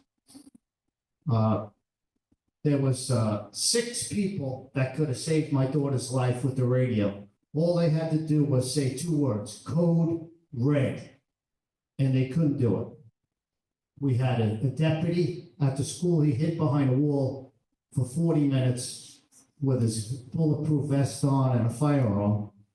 He didn't go in the building, but he didn't call code red either. If he would have said code red, my daughter would be alive. There was another trained a guy that was in the military. He had a radio. He could have just said code red. So I said, what could we make a difference? How do we make a difference with human error? So we came up with those card readers with the panic button. All someone would have to do is touch that button and the help is going to come with the card reader that Ed's wearing right now. This card reader, it would be amazing for anybody. If you're panicking, all you do is hit this button. I had a grown man in my daughter's building security went and hid in a closet while the shooting was going on the second. He saw the shooter, ran and hid in the closet. Okay, you hide in the closet. All he had to do was say 2 words, code red, and my daughter would be alive on the 3rd floor, but he couldn't do that. So we made these buttons to give this to people because I think it would make a big difference and save lives. It's also, like you've heard from them, it's also, each one has a print, a fingerprint, a blueprint, whatever they call it. An ID, if they hit it, they know who touched it and where they're at, and help's gonna come very fast. So all these things that I worked on with this company to help them, it came into reality to make a difference. And what happened a couple of years ago in Uvalde, it wrecked me when those cops, it was like Parkland again. We had a bunch of cops that hid outside and didn't go in the building. I go, how did that happen again? You know, I'd go in with a stick or nothing if kids were getting killed. And these cops hid outside. And I said, and they're saying they didn't have access into the classrooms. So what can we do to make a difference? And we came up with the shield that protects the privacy of the teachers. Gary's met with all the teachers. We've spoken with teachers. It protects the privacy and it gives the police the access right into the classroom. So we made a difference that way. So you really that's why you have to be proactive when it comes with technology. It's always changing. It's not a one fix all for everything. You need, security's done in layers. And if you look at this school, it's the perfect prototype for any school security system in the country. You guys are at the top tier after walking the school when I came here in 2020. And when I was here today, looking at the different hardware that you have installed. So my hat's off to this whole district. You guys are doing a great job. And I look forward to working with Ed still in the future. There's, like I said, things are always changing. Technology's changing. Unfortunately, there will be another school shooting. But you always have to be prepared. And be a deterrent. All the things you put into school is a deterrent for someone to go, I'm not going to go to that school. And that's what we want. We want to stop it before it even happens. So the more prepared you are, the more likely someone's not going to come here. So I just want to thank you again, and it's an honor. You left, I know you wrote a book. Well, and you left a copy, signed copy for each one of the board members here. Yeah, this is my book that I put in. I brought a copy for all the board members. This was my investigation, is in this book of what happened in Parkland, the truth of what happened. Not what the media wanted to tell you, that we should just ban every gun in the country and we wouldn't have school shootings. There was multiple failures that I put into this book that every board member should read. And I brought it for you guys. Thank you. You're welcome. Thank you very much. And thank you. I know it's late, but thanks everybody for coming. And this means a lot to me to see this because you guys are taking it very seriously. Thank you very much. At this time, I ask the board, for questions, anything related to where we are with security in the schools today. I think it's important, obviously, that if there are any questions, and if it's not tonight, it could be another day. But I wanted to answer the questions that were requested of us. And I think that we touched upon those, obviously, open to any additional questions. So please, if there's questions from the board at this point in time, I'm happy to take them.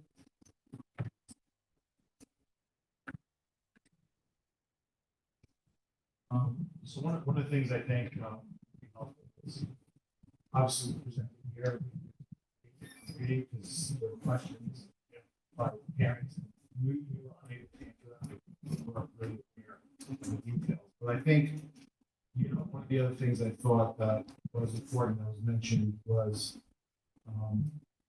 around students who may be troubled and ensuring that maybe we need to revisit our discipline guidelines, make sure that they're super tight. My concern is I know there's been push, especially in the state, for restorative justice or restorative procedures. Maybe it's gone too far. We need to go back to taking a more hardline approach if we think there's students in school that could be a threat to staff, students, and visitors in the school district. So that's something I think, we should revisit in the school district. Yeah. The code of conduct does have progressive discipline built inside of it. Obviously, you want to do what's appropriate, and we can definitely review that. But I think in terms of technology, it's impressive. I'm glad that we're doing it. I just want to say, we knew what you were presenting at the conference, and that was a public document. And I knew that Perry was going with you, and we did know this was happening. And I'm disappointed that some people are saying they didn't know. Maybe they didn't ask questions, maybe they weren't at board meetings since 2018, as I was, but we did know. So to say we didn't know, and I know, Mr. Braver, you're speaking, I believe, as all of us, we did. And it was very easy to find, even after the fact, if you just looked up that Atlanta conference. But I had asked because I have attended conferences and I have been with this team as they presented conferences. So I wasn't, sadly, and this is really passionate, I'm very passionate about this because I am a teacher. And I would have loved to have been at the conference, but I couldn't go because I couldn't go this year, and I was disappointed. I was very happy to see the conference online, be able to ask some questions and see it. But I do want to talk to you guys. Thank you so much for being here in Plain Edge tonight. And that human error piece is so true what you said. We've learned about this through the years at the conferences we've attended and the webinars I go on. But recently, I teach in Long Beach, Ocean Side. I teach in Long Beach, and we had a lockdown that we didn't know, a lockout. And in my building, this was about 2 weeks ago, it turned into a lockdown. And we have keys that we need to use to lock doors. And I did not know what was going on. It was not a drill. We turned from a lockout to a lockdown, and my hand, and this is what they tell us in all these conferences we attend, my hand was shaking so much that I couldn't lock the door. I mean, I did. I took a couple of deep breaths and I said, this is happening, because I talked myself through it. But my children attending this school with these keys for doors for years is how I know my children and the children in this community are safe. I do not worry. And with that, Selena, Dr. Selena being at the guide and leading us, I know that we're going to keep up and we're going to keep our children safe. So I just want to thank you so much for being here. I'd like to add, so we work with a lot of people, they have these apps that are on the phones, you might even have here. I don't think that in an emergency situation, a teacher or someone even trained, a lot of the times they're not even going to be able to go to their phone, unlock it, swipe it, go to your app, and press it. I don't think so. You're right, because good chance you can't even do that type of situation. My phone wasn't with me. That was on a different side of my room a few weeks ago. So even if I had that, it wouldn't have. So, yeah. Thank you guys very much. So I just want to address one thing. And one of the things that was talked about is communication. It seems like, maybe some people were aware somewhere. I don't think it was well communicated. I don't want to get into a back and forth, but I did speak to the school attorney about it, what he knew about it, to explain to me, what the system was about, had he reviewed the contracts, and he wasn't aware. So there's definitely been some lack of communication. and I just don't want to go back and forth, but I can appreciate that you knew. But I think there was a lot of people in the community who didn't know, there's members on this board that didn't know. It's not that we're against the system, we definitely are looking to fortify our defenses against a terrible incident, because as a father of 6, we got a father of 3, another father of 3, we're all heavily vested here. None of us want to, God forbid, find ourselves in a situation where, you know, you get a horrible news. And so, again, I think communication is key, and you know, hopefully that improves in the future. But I think the system's great. Other comments, Mr. Garcia? I think it's a great system. I think two things can be true, that it can be a great system, and it was, I think, for the most part, well implemented, you know, with the staff and getting the PFT and there, you know, wouldn't have happened without them. If they put up a big fight, they would have been right to slow this down, so. I got 2 kids in the buildings right now, next year I'll have 3. We have the duty to protect our children, and we should throw everything we can at all. It could also be true that the last I remember, the March meeting, is we were still interviewing vendors, and today I see the cameras. So there was somewhere along the way, something got missed, and if that was on me, I've read every document I've ever been emailed or provided. I'd like to know where it was, so I can make sure next time it's not missed. You didn't miss anything. Okay. On an annual, so I want to be clear about that. So on an annual basis, there are security enhancements that we've implemented over the past 13 years. In all 13 years, there's never really been much discussion specifically besides presentations at conferences and sort of like the light switches on the wall, right? We picked the best equipment available that was available at the time, and it was installed at the schools. We then promoted it with the community to let them know the 1-button lockdown was one that there was regular news about. I agree that the timing, I needed to continue to work in order for us to get the system online. There was no, we looked at, this is a 2-year venture. A number of systems I had shared before, the things that we needed to work on.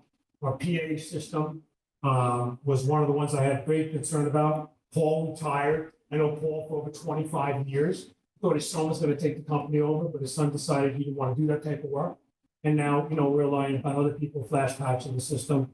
We also have a clock system, which is obviously been installed when the school was built. So we need a clock in there. But we wanted to merge all these things together. And the other problem was, as I shared, was that the 1-button lockdown had stagnated in the sense of that people only went so far, didn't provide the information, but not at any point in time was specific discussions held about where we were installing life-saving devices, what they were for, et cetera. And I believe, like was shared earlier, that we can do a better job of communicating that information and obviously sharing with parents on why we are the same for schools. And that specifically, you know, what we're doing here today is just an extension of what we've done for the last 13 years. So obviously, you know, I still continue to want to keep, and the top priority of my day is that your kids are going to come to school and your wives and your husband are going to come to school and they're at home. We can do a better job of communicating that information out. The reality of the situation is that, you know, I was working my way through it. It originally was planned to be released in the month of August, and it would share at this presentation, which was similar to the one to the sold out movement in Atlanta that we had, because we have people calling us as we speak, not supposed to. People are like, you know, we would like to know what you're doing. It will become what I consider to be the gold standard, all right? And people will want this because they're going to want to put eyes inside the classroom when there's an active shooter or when there's an active assailant or for anything. And one of the things that teachers ask me, which I'll remind the board, is that, you know, well, what happens if for some reason it's a false alarm? It's like no other thing. It doesn't matter. The reality of the situation is we don't want any false alarms because we know people can get injured rushing to the scene. But I'd rather be safe than sorry, right? So our job is to continue to find the best equipment, to install the best equipment. And we looked at all those companies, by the way. Dr. Vang and I search high and low. We attend security conferences, ISC East on a regular basis, right? It's only one aspect of my job. I was a tech director for over 15 years. I have an engineering electromechanical degree. I've been installing security systems for schools now for 24 years. All right, I began back in the day with coaxial cable, so I'm very familiar with what's going on with these systems. And yes, that is one of the areas that I have expertise. I don't know a lot about a lot of different things. I hire the most intelligent people to surround myself with that have expertise in the areas that we are and so very successful in. And we'll continue to improve our communications and to be sure that the information is in a timely fashion. Thank you, Mr. Garcia. Let me, so I'm glad that, the gentleman came from Florida. I'm sorry for your loss. So, you don't know, but you were for. Yeah, I think a lot of the board members' concerns, community's concerns were, just a lack of any communication with us altogether. I understand. So, it's not about doing it, it's about the process. So, that's where I have concerns. And quite frankly, if we can go back to the plaintiff pride slide, there's a plaintiff pride news clip there with the resolutions that were passed by the public. Yes, it outright doesn't say that cameras will be installed in classrooms, so. So the answer to that question is that it doesn't say where anything is going to be installed. Yeah, It never has. It actually tells people the things that we're going to do and the devices that we're going to be, but not the locations. Just like in the SAVE plan, we don't communicate any of the interior design of the building or any of the location of any of our emergency devices. So there is no difference with that. But that's not, to me, that's not authorization to, I need expand this authorization. across the whole. Actually, we got authorization from the public. Over 3 out of every 4 person voted to improve security in the schools. But without knowing the specifics, that's where I have problems with this, the public doesn't know the specifics. Maybe if they knew the specifics, the vote would be different, and, there was a lot of errors in the Parkland high school shooting, a lot of missteps, school resource officer not doing his job, even he's acquitted of it, but we have the Broward County Sheriff's Office not doing, they have to do properly, the 15-minute delay, I'm sorry? The 15-minute delay in the videos, is that something we have a problem with now, the 15-minute delay? That We have is- no delay. There's no delay in video, so it's not a problem. But there's no access. Right. That's the problem. We want to put eyes in classrooms when necessary for emergency situations. There have been, quote, cameras per se in classrooms in this school district for years, right? They're usually more common spaces, physical education, fitness centers, large rooms. It's spaces used for other purposes, basketball game. No, instruction as well, every day. Instruction, but it's a public meeting place too, correct? Well, classrooms are not, but yes. But no, the gym, public meeting place, the auditorium, public meeting place, but never in a 25 student classroom, correct? Actually, the gyms are actually mostly for instruction. There rarely is a meeting held in the gymnasiums, actually. The ILC is used all day long for instruction. But you know what I'm talking about with. We do public have meeting place. common spaces where there are cameras in classrooms. During the day, they were all instructional spaces. And every hallway in the district has a camera, every hallway has a camera. We feel it's not enough to have hallway views in real time. As we shared before, we make the best decisions based upon keeping the children safe. That's our job. And what other districts are doing this? There are a number of districts. New York City Board of Education is going to be coming out here in the next 3 weeks. They're interested in doing it. They'll be running some pilots this year. Well, that's hundreds of There's schools. other school districts. We are the first in New York State. We were stopped actually at the conference after we presented to a standing room holding audience throughout the day by districts throughout the United States asking us to come and see it when it's fully operational. They were super impressed by it. We did have Long Island districts that surrounded us, like Levittown, for example, is extremely interested. The Nassau BOCES school board members were talking to me numerous times throughout the day, saying that once it's operational, they want to bring it to their board and talk to the board about approving it for all of their educational settings in schools, because they were super impressed by it also. So there's a lot of interest. We have, as you can see, in the 14 years that I've been here, we always are leading the way in security, and we continue to do so. So, and as it's a simple one-button lockdown, where 51 other districts in Nassau County alone follow behind us, we expect that because we continue to lead the way, that we will have 51 school districts, or maybe all 56 in Nassau County follow behind us, because it is really filling a need, it's filling a void, and everyone's, I think, interested in protecting children and doing what they can to protect children. There's any amount of money that you can put on a life, especially of a young child, so, and staff too, as Andy pointed out. So definitely a lot of interest. We are leading the way, and we'll continue to do so. So. It's one of the main points of entry for a perpetrator would be the front door and any door left ajar. Is that? Any doorway. Remember, the bottom line is that, we don't know if the doors are ajar. I will tell you that, our security do an amazing job in our schools. They walk the exterior of the building and to pull the doors, to do door checks and such like that. But the reality is, in this building alone, there's 1,000 people. They're coming and going from every single door.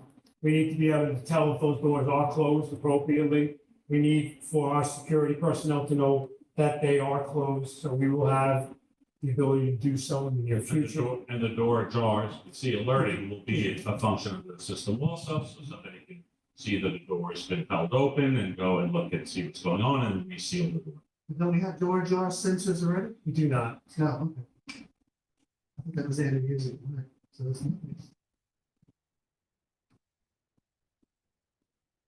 Any other questions from the board? I'm not done yet. I'm just concerned with the lack of communication with the Board of Education on this. I understand the intent, and I think we already have the safest schools in the state.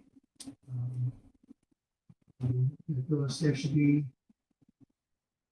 puzzled. I think they're in the most secure school buildings in the state, so I'm not quite sure what we have to do more to tackle, so that, proper Board of Education discussion. I think, Feel this way, yeah. I think, we've gone over that point pretty thoroughly.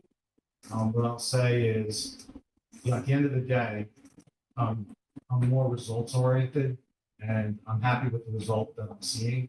I might not have been necessarily thrilled with maybe how some of the stuff worked, and that's fine. I don't really care at the end of the day, because at the end of the day, it's about doing the right thing, making sure that all our children are protected. We decided as a board to spend plenty of money on armed security. People like that, people don't like that. People are not going to like the cameras in the classroom. People are going to like it. At the end of the day, though, the main goal, aside from educating students that come into these doors to be prepared for the world, is to make sure they go home to their parents every day. If there's a way, God forbid, something happens in Plainedge, and someone walks through these doors with bad intent and evil in their mind, that we're adequately able to intercept that person and neutralize them. And I think I would want to give us every single advantage possible to be able to neutralize them as quickly as possible. So, we could go back and forth on this, and I think the point's been well made, but we ended up in the right place at the end of the day. And that's all I really care about at this point. I don't know how other board members feel, but that's my position. Thank you, Mr. Green.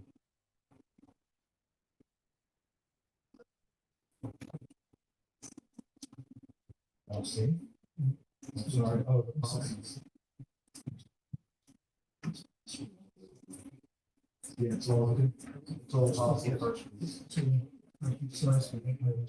Yeah, I mean, so there's plenty of items on here for the policy first reads.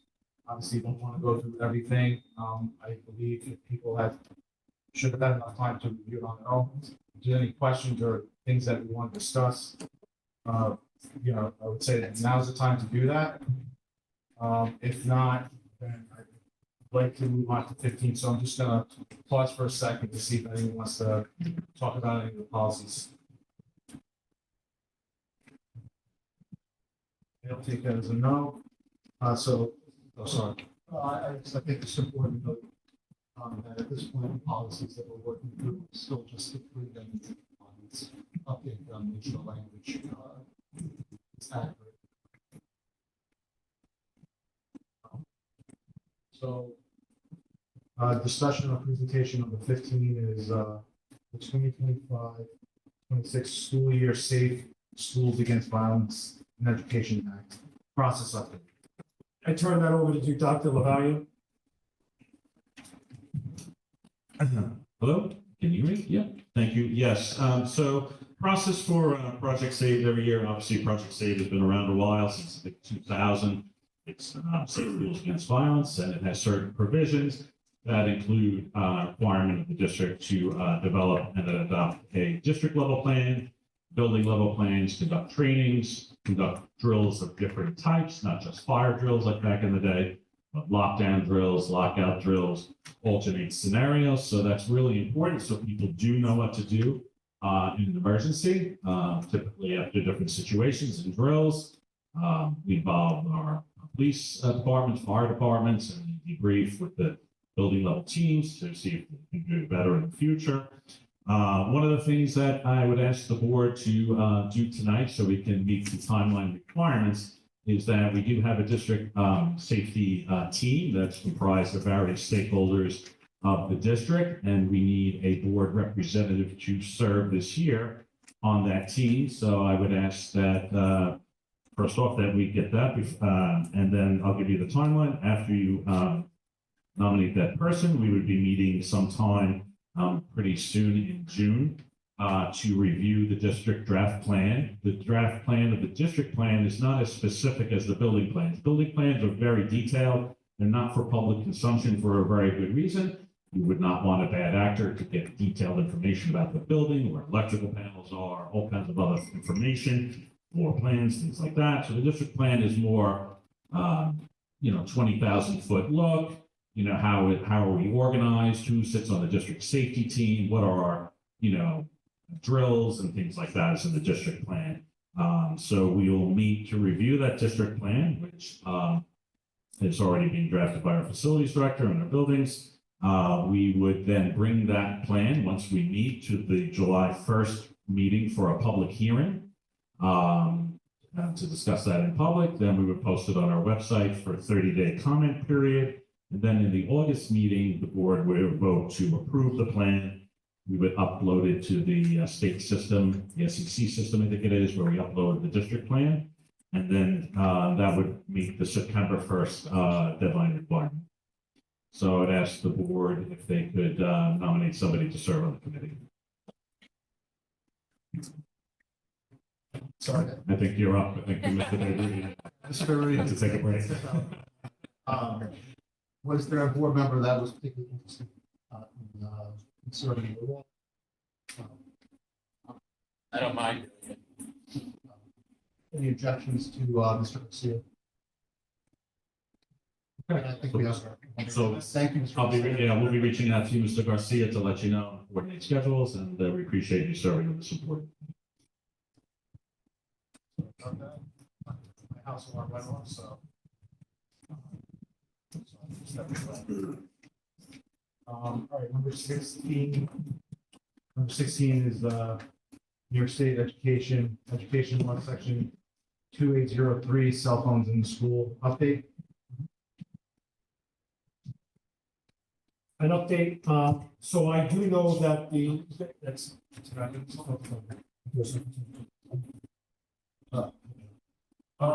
York cell phone ban implementation. As you know, Governor Hochul has put into New York State education law a cell phone ban, a bell-to-bell ban, and it's appropriated some money for storage devices. What we're looking for is we wanted to update the board. I do know that the policy committee's been meeting with Attorney Marianne Sadowski. Marianne and I have been talking back and forth about this and where we are. We recently had a presentation. That presentation was about we have our middle school and our high school here. So we're actually in great shape in the sense that we already started this public discussion about what we're doing. To be sure, we do have to make some modifications though. But it's supposed to be, the major changes inside the secondary schools is that there's no more phones during lunch or recess or any of those other point in time. So basically, I wanted to kind of like review that with you. So let me get the little clicker here. We'll kind of walk through this a little bit together. So I think we're in great shape, first of all. I have taken a look, I have the draft policy. It actually falls under the acceptable use policy. And in our schools, it's a bell-to-bell ban. It begins in the fall 2025. On July 1st, I believe, we're kind of over timelines here. It's all K-12 public and charter schools. Plans public schools roll out the implementation fall. Most existing procedures will be maintained that we currently have. This policies adjustments where required by law. So there's a bell-to-bell, smartphones, internet devices during school hours. So basically, you can't use your phone. There are exemptions from that, and I'll go over a couple of those with you. There is comprehensive coverage, plus all public schools, charter schools, both schools. State support, she says that there's 13.5 million for storage solutions. We may tap into that money for some of these things, but at this point in time, we already have the high school outfitted, all right? And the middle school shared what they're doing at this point in time. The difference is that the tweaks will have to be made. It's going to really be during the lunch periods, study halls, free periods for kids. There's just no bell to bell, beginning of the day, end of the day. All right, there are no phones. It was Governor came from her office. Here's the policy: use of personal electronic devices. This is a draft, of course. This has to go before the policy committee. This is a draft that was originally sent to us, and I've been reviewing with the staff, the administration, about kind of where we are. Unless it's included in a student's IEP or 504 plan. This has been written, this draft was written by Mary Ann Sadowski's office at Hingham and Smith. The ports, they're required to turn off and silence all personal devices and store them in their lockers or classroom, cell phone caddies. Depending on what building you're in, they're handling it differently at this point. The building administration has discretion to allow students to use them during the school day on school grounds in the following limited instances. If authorized by a teacher or principal, there's going to be a lesson specifically that says, we need you to use your cell phone. Educational purposes. Where necessary for the management of students' healthcare. There are students that have monitoring devices that are on, and those devices need to be fully available for those individuals in order to monitor their health. In the event of an emergency, translation services, we do have students that do carry devices. While they don't have cell service on them, there are devices that do translation services, and they do also have wireless. On a case-by-case basis, it's got to be school psychologist, school social worker, or school counselor. And we're required by law, of course. Can't obviously violate the law. So this is the policy. This will fall under, we have an acceptable use policy in effect today in the district. This is a modification, which is the introduction of student use of personal electronic devices during the school day. This is the draft that the policy committee will see, I believe, next week or the following week. Parents, persons in parental relations, students shall be permitted to contact students during the day by leaving a message to me. I don't know how we're going to manage that part yet. We got to figure that out. And so we're still speaking with administration about that at our buildings. Parent, person in parental relations, students shall receive written notification of the method and phone number of contact the students upon enrollment and entering the new year. Obviously, we're going to need to have up-to-date information. That's already a right we have. The school district reserves a right to monitor, inspect, and confiscate personal electronic devices. So many people say, what's going to happen with, what are the consequences? Those will have to be worked on with the building administration. Who knows, maybe those people are going to have to check their phones in the main office when they get in the morning. These people that are people that don't seem to want to follow what the rules are. The bottom line is that, and I have to tell you that I'm glad the governor did this. The governor has basically emboldened us in order to take back the classrooms. I will tell you that the middle school and the high school have done a good job. Right now, they have actually the backing, obviously, of the school policy, which will be in place, and the governor's directive, which means the bell to bell. It's going to be a work in progress. We have to communicate to parents and notify them about how we're doing this. And we will obviously at each level, how much the school is not a concern. The building, there's been no reports there. Students, rampant student utilization. They're not allowed to have cell phones. There are kids that I know that are carrying cell phones, but we're not gonna, be looking for cell phones. We're not on the hunt for that. The bottom line, though, is that they're not to be utilized.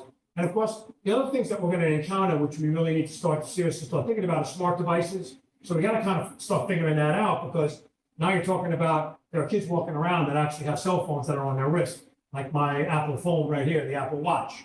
The idea behind it, though, is that how are we gonna be handling these things? You know, I mean, it can't be, we wanna be sure that we're treating people respectfully. And for those people that are not following the rules, obviously there needs to be some type of follow-up from administration, and the parents will be notified. If that means you can't no longer bring your smart device, your watch to school, you can't bring your watch to school anymore. I think it's gonna be on a case-by-case basis. I think we have a good foundation in place. I think you heard from, and I asked Ms. Ryan to place inside of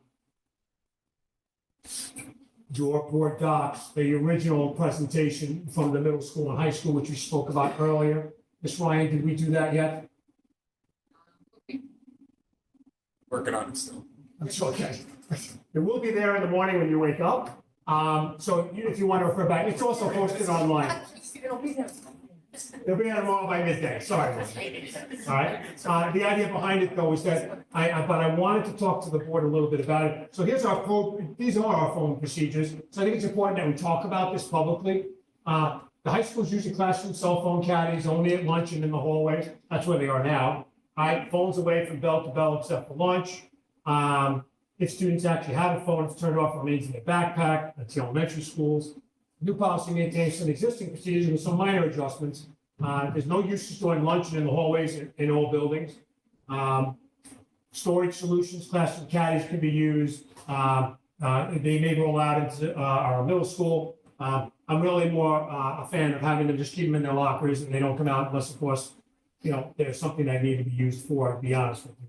But the idea behind it is enforcement's really going to be much easier now that we're going to put a policy in effect that basically states what the rules are. And I think that policy is going to evolve over the next year. So I think we're going to have a starting point. We're going to open up schools. We're going to see, just like my colleagues in the surrounding areas, because everybody's doing something different, by the way, about how they're handling this. And when I started to get information overload, I decided at that point in time, I was like, you know what? Here's where we are. Here's where I'm recommending we go for now. And obviously, we're going to be prepared to make modifications to the policy as we go forward. And I think that we should have like 3-month checks throughout the school year to see what's been successful and what mods, we think we need to make. And that, obviously, we need family support. And it's important that the families are behind us. I present to the board tonight, final adoption of policy. You saw the draft policy. It's going to be the same one the policy committee receives. Student assemblies and full implementation. Students will sit for assemblies in all schools and just be told, basically, as a reminder, this is what the ground rules are. This is what we need you to do. Please help us. Cell phones are not to be used in school unless you're directed to use it by a teacher for a specific reason. Information we shared back to school nights. Parents, guardians receive communication via Parent Square prior to the start of the school year regarding the cell phone procedure and the behavioral standards posted on the website. Grade level assemblies, staff training. Staff needs to know, what happens if we encounter this? What happens if someone's not following the rules? And we'll have to work on that. Questions from the board? Mr. Garcia? I'm sure you've checked with Locust Valley. I know this a couple of years ago, they presented at the state conference. Off and away, I think is really a good way to go. I also think it's important that, right from the start, we're not gonna get it perfect, but the policy, the state law is the state law, and staff should know it's okay to enforce it. And, Yes. and administration should know, a couple complaints to a board member is not gonna be enough to change anything. This is important. I think it's really important. I'm happy the government did it. So that's happening. I'll just say also, if you find anything day to day that you think with a board policy, it'll make it easier for administration to do their job, like you mentioned with this. Yes. Get it to us. Let's do it. Okay. Thank you, Mr. Garcia. So Dr. Slater, just curious, so if it's bell to bell and each room has a caddy, how does it work from a student? Not every, yeah, so in high school, yes. Middle school is basically, it's supposed to be in your locker, it's my understanding, which we shared right here. I don't attend the middle school, of course, But this is, where we are here today. Their phones are away bell except for lunch. So kids are allowed to take them out. All right, they may have them in their backpacks, they may be in their locker, but they're allowed to use them at lunch presently, but that ceases at this point. That's no longer permissible. So they're gonna be in a caddy, so let's say you have your first period, you put it in the caddy, No, or just, so first, two things. Dr. DiPillo wants to make a comment, so I'll let her speak, because I know she's been working on this with the administrators. So as the middle school presented to the board earlier this past year about their procedures, and they don't really have many issues with it. As Dr. Selena said, they usually allow them to use it during lunch, so that would stop. So we would still want them to turn it off, put it away like they normally have it right now. But one of the things in the policy is that classroom caddies will be available to the teachers. So if a student then happened to, they also have that available to put it. So if they don't have self-control, because they always want to touch their phones and everything, there's also another secure location to keep it. So it's like it's a backup at the middle school, because as they presented us, they have minimal infractions. And the high school had the progressive discipline, and they said it was very few that were repeat offenders. And then I think once it becomes a law and a policy, I think it's going to have more weight with students. Listen, it's gonna be a different world next year, trust me, I promise you.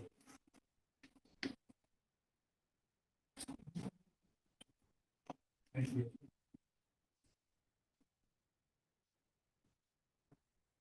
Thank you, Dr. Selena. Moving on to business, do I have a motion to accept business items number 1 through 47 with the exception of item 44? 45. Exemption, I think it's 44. No, The one I'm looking on online says 44. Okay. Oh, was it updated? Hang on one second. no.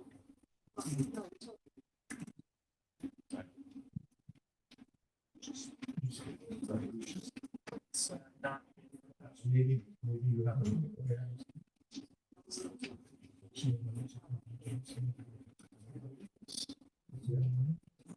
Number 45 is the daily rates, Joe. Say it again? Number 45 is the hourly and yearly rates that I want to write in separate, right? 45.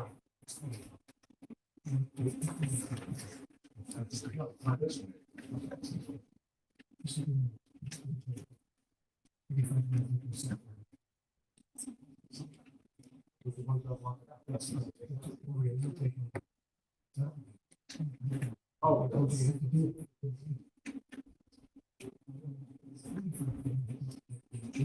Joe, in the interest of not confusing everybody, I'll vote on it. I'm comfortable voting on it. okay, 45 Yeah, it's fine. If we're confused, let's just get it right. and 44. 44 was the fund balance, and then, the board met with the auditors this evening, and the auditors had shared with the board and the audit committee that about this process itself. So I'll leave that open to the board for discussion at this point in time. It needs to be completed by June 30th, and I believe she did an excellent job explaining why this needs to be adopted tonight.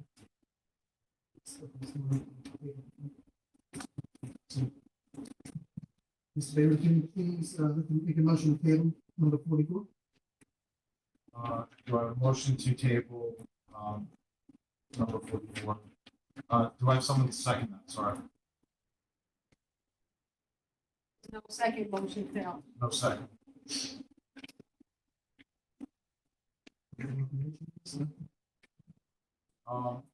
If we can, Peter, can you just explain what we, because I know what you need. Sorry, can you just walk through it? Yes. Sit down, be over there. I want to table this. So Doug, Mr. Pasquale, this is a motion that gives you up to limits, and as we had discussed with the auditor during an audit committee meeting, that this is required to be put in place. You're moving back. I know it's late. Required to be put in place by June 30th. This is just an amount that we're authorizing up to. It doesn't necessarily mean that we're putting the monies in those funds. Come August sometime in mid-August, we'll have a better feel for where, when we close the books, as to what is actually available, and we will, we'll meet with the board, in the middle of August and go over the final numbers, and we'll have agreement on, the amounts that we put to particular reserves. I was just hoping to have the conversation. Yourself about this. I missed that part of the meeting. Happened right in the beginning of the meeting. So I think, I understand, and I don't want you to feel pressure, Mr. Mascarello. So I think if the board's okay, we'll table it. If we need to, we can direct, Dr. Sina, Mr. Brazo, and, Joe from Cullen to have a conference call with you to discuss it further. And then we can do a walk it out meeting before the end of the month.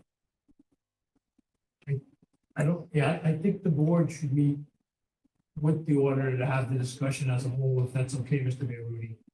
And the conference call itself, I think is going to reiterate what was shared earlier this evening. Unless, of course, that's what the board wants. So, I mean, we can try to bring the whole board and have forum, or they could just provide Mr. Pasquarello with just the information that he missed. Okay.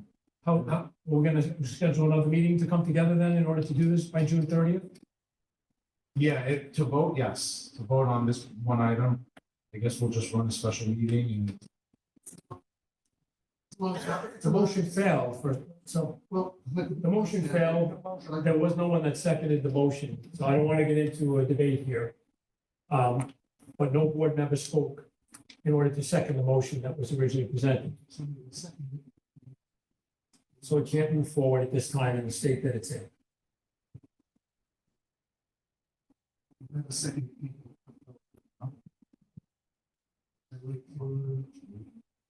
We have a few more weeks of the month. I'd like more information. So, the motion drafted by me. You made a total. So. You made a motion to table, it doesn't have a second. Mr. So if we Mabry, have a second, then I'd like to separate it for a vote. So you can separate it. Yeah. You still raise that call. So you separate it and vote on the other. Break it. It's probably the second biggest financial decision we're making. All right, so. Besides approving the budget, this is the second biggest. If you pull it up, we can go for a separate vote.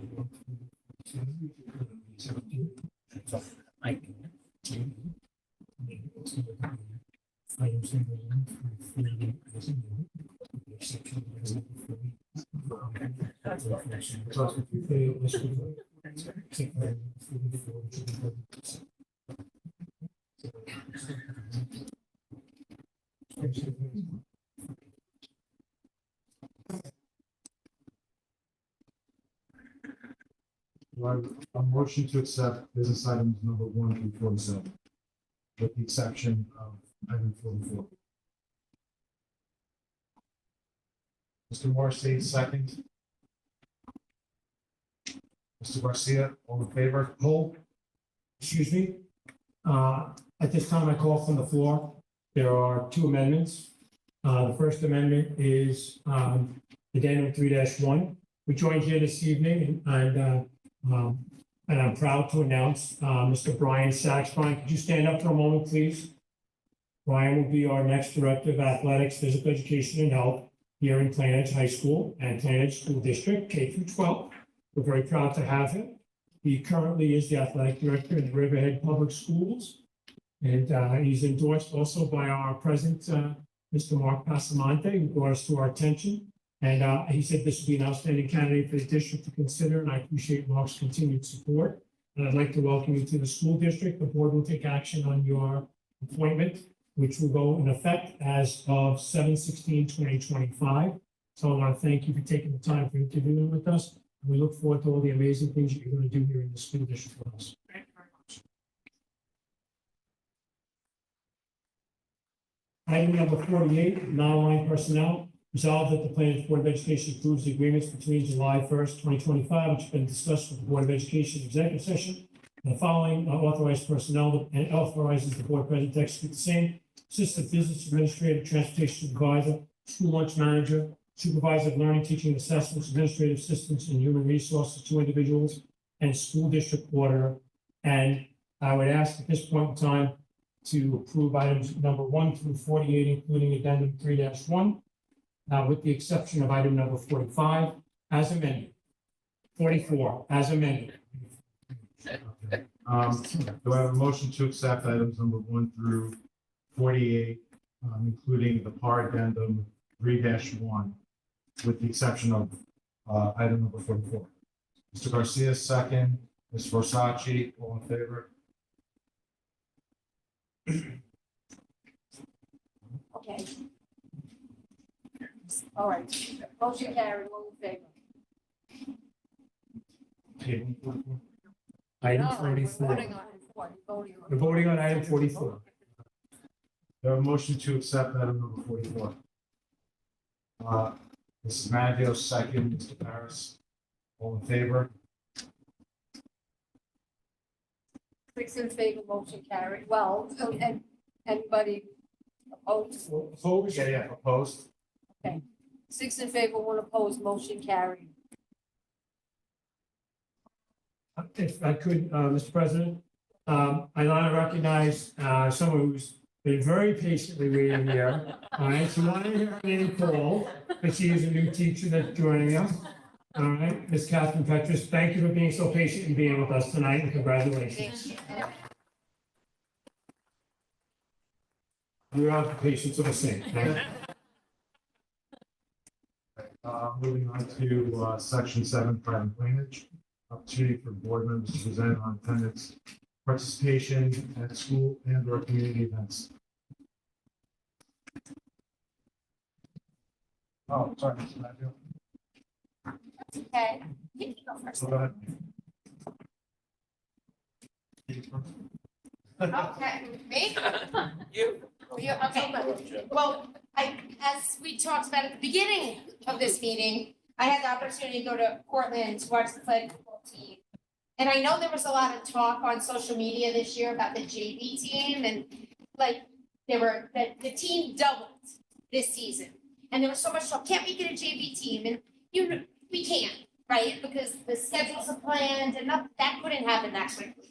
And I just want to say, I am so happy we didn't have a JV team because all those 9th and 10th graders, those 39 girls this year had the experience of a lifetime going to states. And had we had 2 teams, they wouldn't have been there. We have a young team. They're going to be phenomenal, but it was very special to see that program grow with all 39 of them together. From seniors right down to freshmen, supporting each other.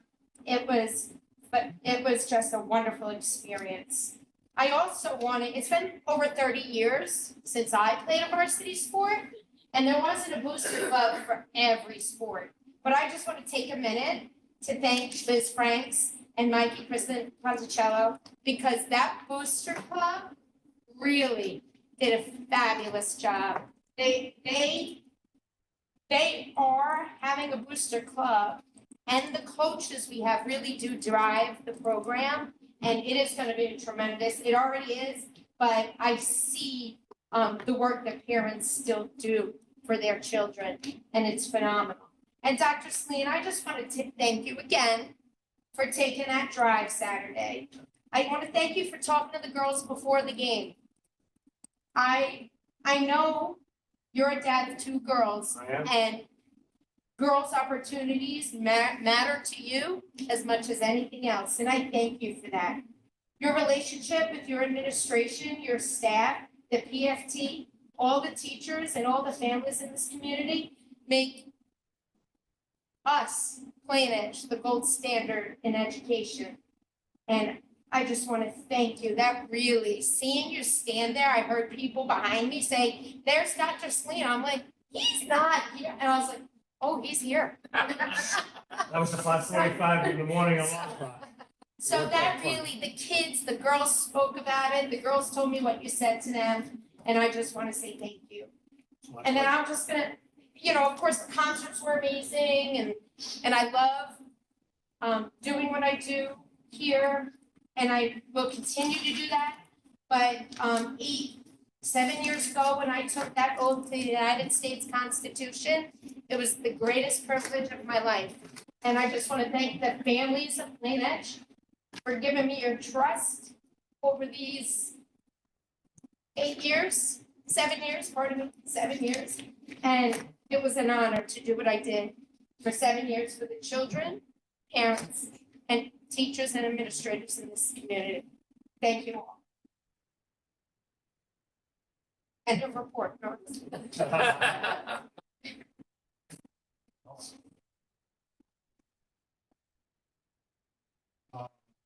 Yeah, I mean, I attended a few additional events. Just want to mention the middle school awards and the high school scholastic awards. Again, I think those events do bring the community together, and I want to thank the PFT for their scholarships.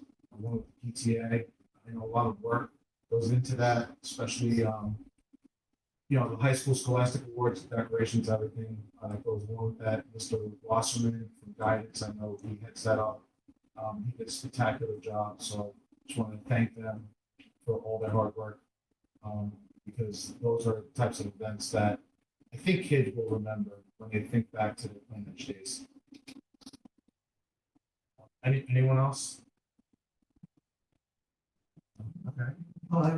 Oh, sorry. Quick, sorry. I went to the Nassau County Championship game for the girls football team. It was pretty awesome. It was my first time ever going to a girls football match, and I think they played a great game, great job. The camaraderie was awesome with those girls, and they had a good time. They won Nassau County's and won our championship, so it was neat. Congratulations. All right.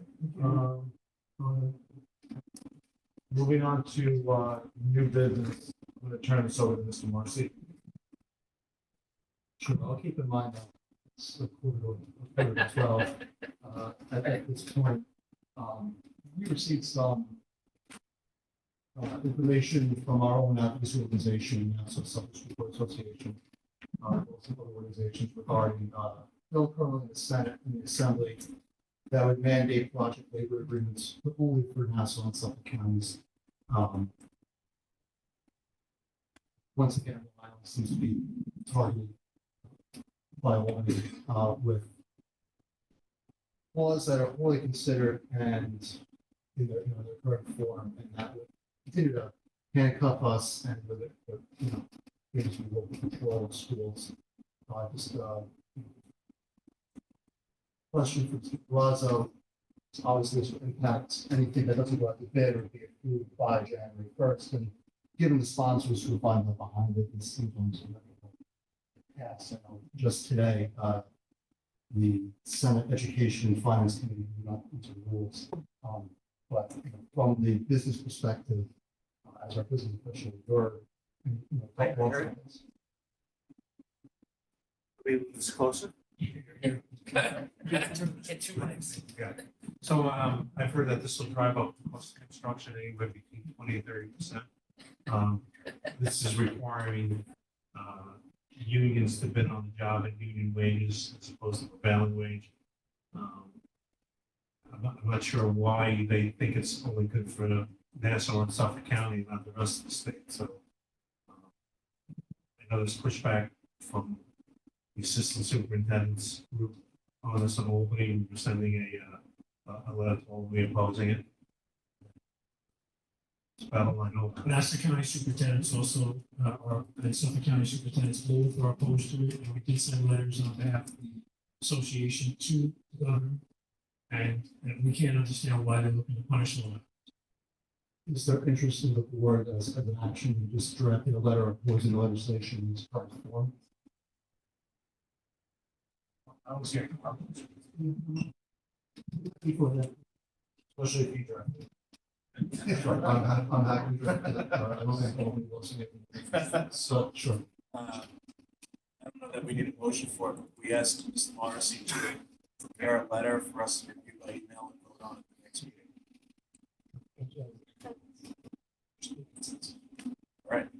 All right. There's no other comments on that. We'll move on to informational reports. Are there any questions on the informational reports? Okay. Moving on to opportunity for public comment. We ask that you please direct your comments to the Board of Ed President. 2 minutes. We ask for 2 minutes in total, please. It's fine to go over. And we ask that you use the microphone and please state your name. Okay. Good evening, everyone. Perry Fuchs, President, Plaintiffs Federation of Teachers. I'll keep my remarks brief. First and foremost, tonight is Ms. Nagy and Mr. Parris's last board meeting as Board of Ed Trustees. And I've had the privilege of working with them both for many, many years in my position as president of our union. And I can't say enough about the level of effort and everything that they do for the kids in this school district. Every decision that they've ever made has always been guided by what is best for kids. And of course, you know, that also works out to be best for teachers as well. So on behalf of all of our members, I want to thank you for your many years of service to the children of Plain Edge. You've earned the respect of all of the educators in this district. So thank you very much for your many, many years of service. And I wish you well as you enjoy the next chapter of whatever is to come for you. As far as just a quick update on the Adventureland fundraiser, I want to thank the Plain Edge community for coming out. It was a great night. We sold somewhere around 500, 600 tickets. And I had the privilege of walking around the park and I could see so many happy faces. The kids were loving it. Everyone was from Plain Edge. It was really just a great night for the community. And we will be doing it again. I don't know next year, but we will definitely be doing it again within the next 2 years. So keep a lookout for that. And lastly, I know it wasn't mentioned in the, I think it was item 46. Sorry, it's been a long night. Was it item 46? I think I'm right on that. Yes, awesome. So it was just glanced over and I understand why, but I do want to bring attention to that. That was an agreement between the Plain Edge School District and our 50 TAs that we represent. And I want to thank the Board of Education for unanimously supporting this contract. It's very important to our members to feel respected and honored by the hard work that they do, especially our lowest paid educators in this district. They work incredibly hard, and the contract that you approved tonight is a very fair and respectful contract, and it honors the hard work that they do every day. So I thank you for that. And hey, summer vacation. I hope everyone in Plain Edge has a great summer vacation, and I look forward to seeing everyone in the fall. Thank you very much. Thank you. Anyone else? Not, no motion to adjourn the meeting? Mr. Marcy, second, Mr. Parris, all in favor? All in favor, motion carried. Good morning. I know.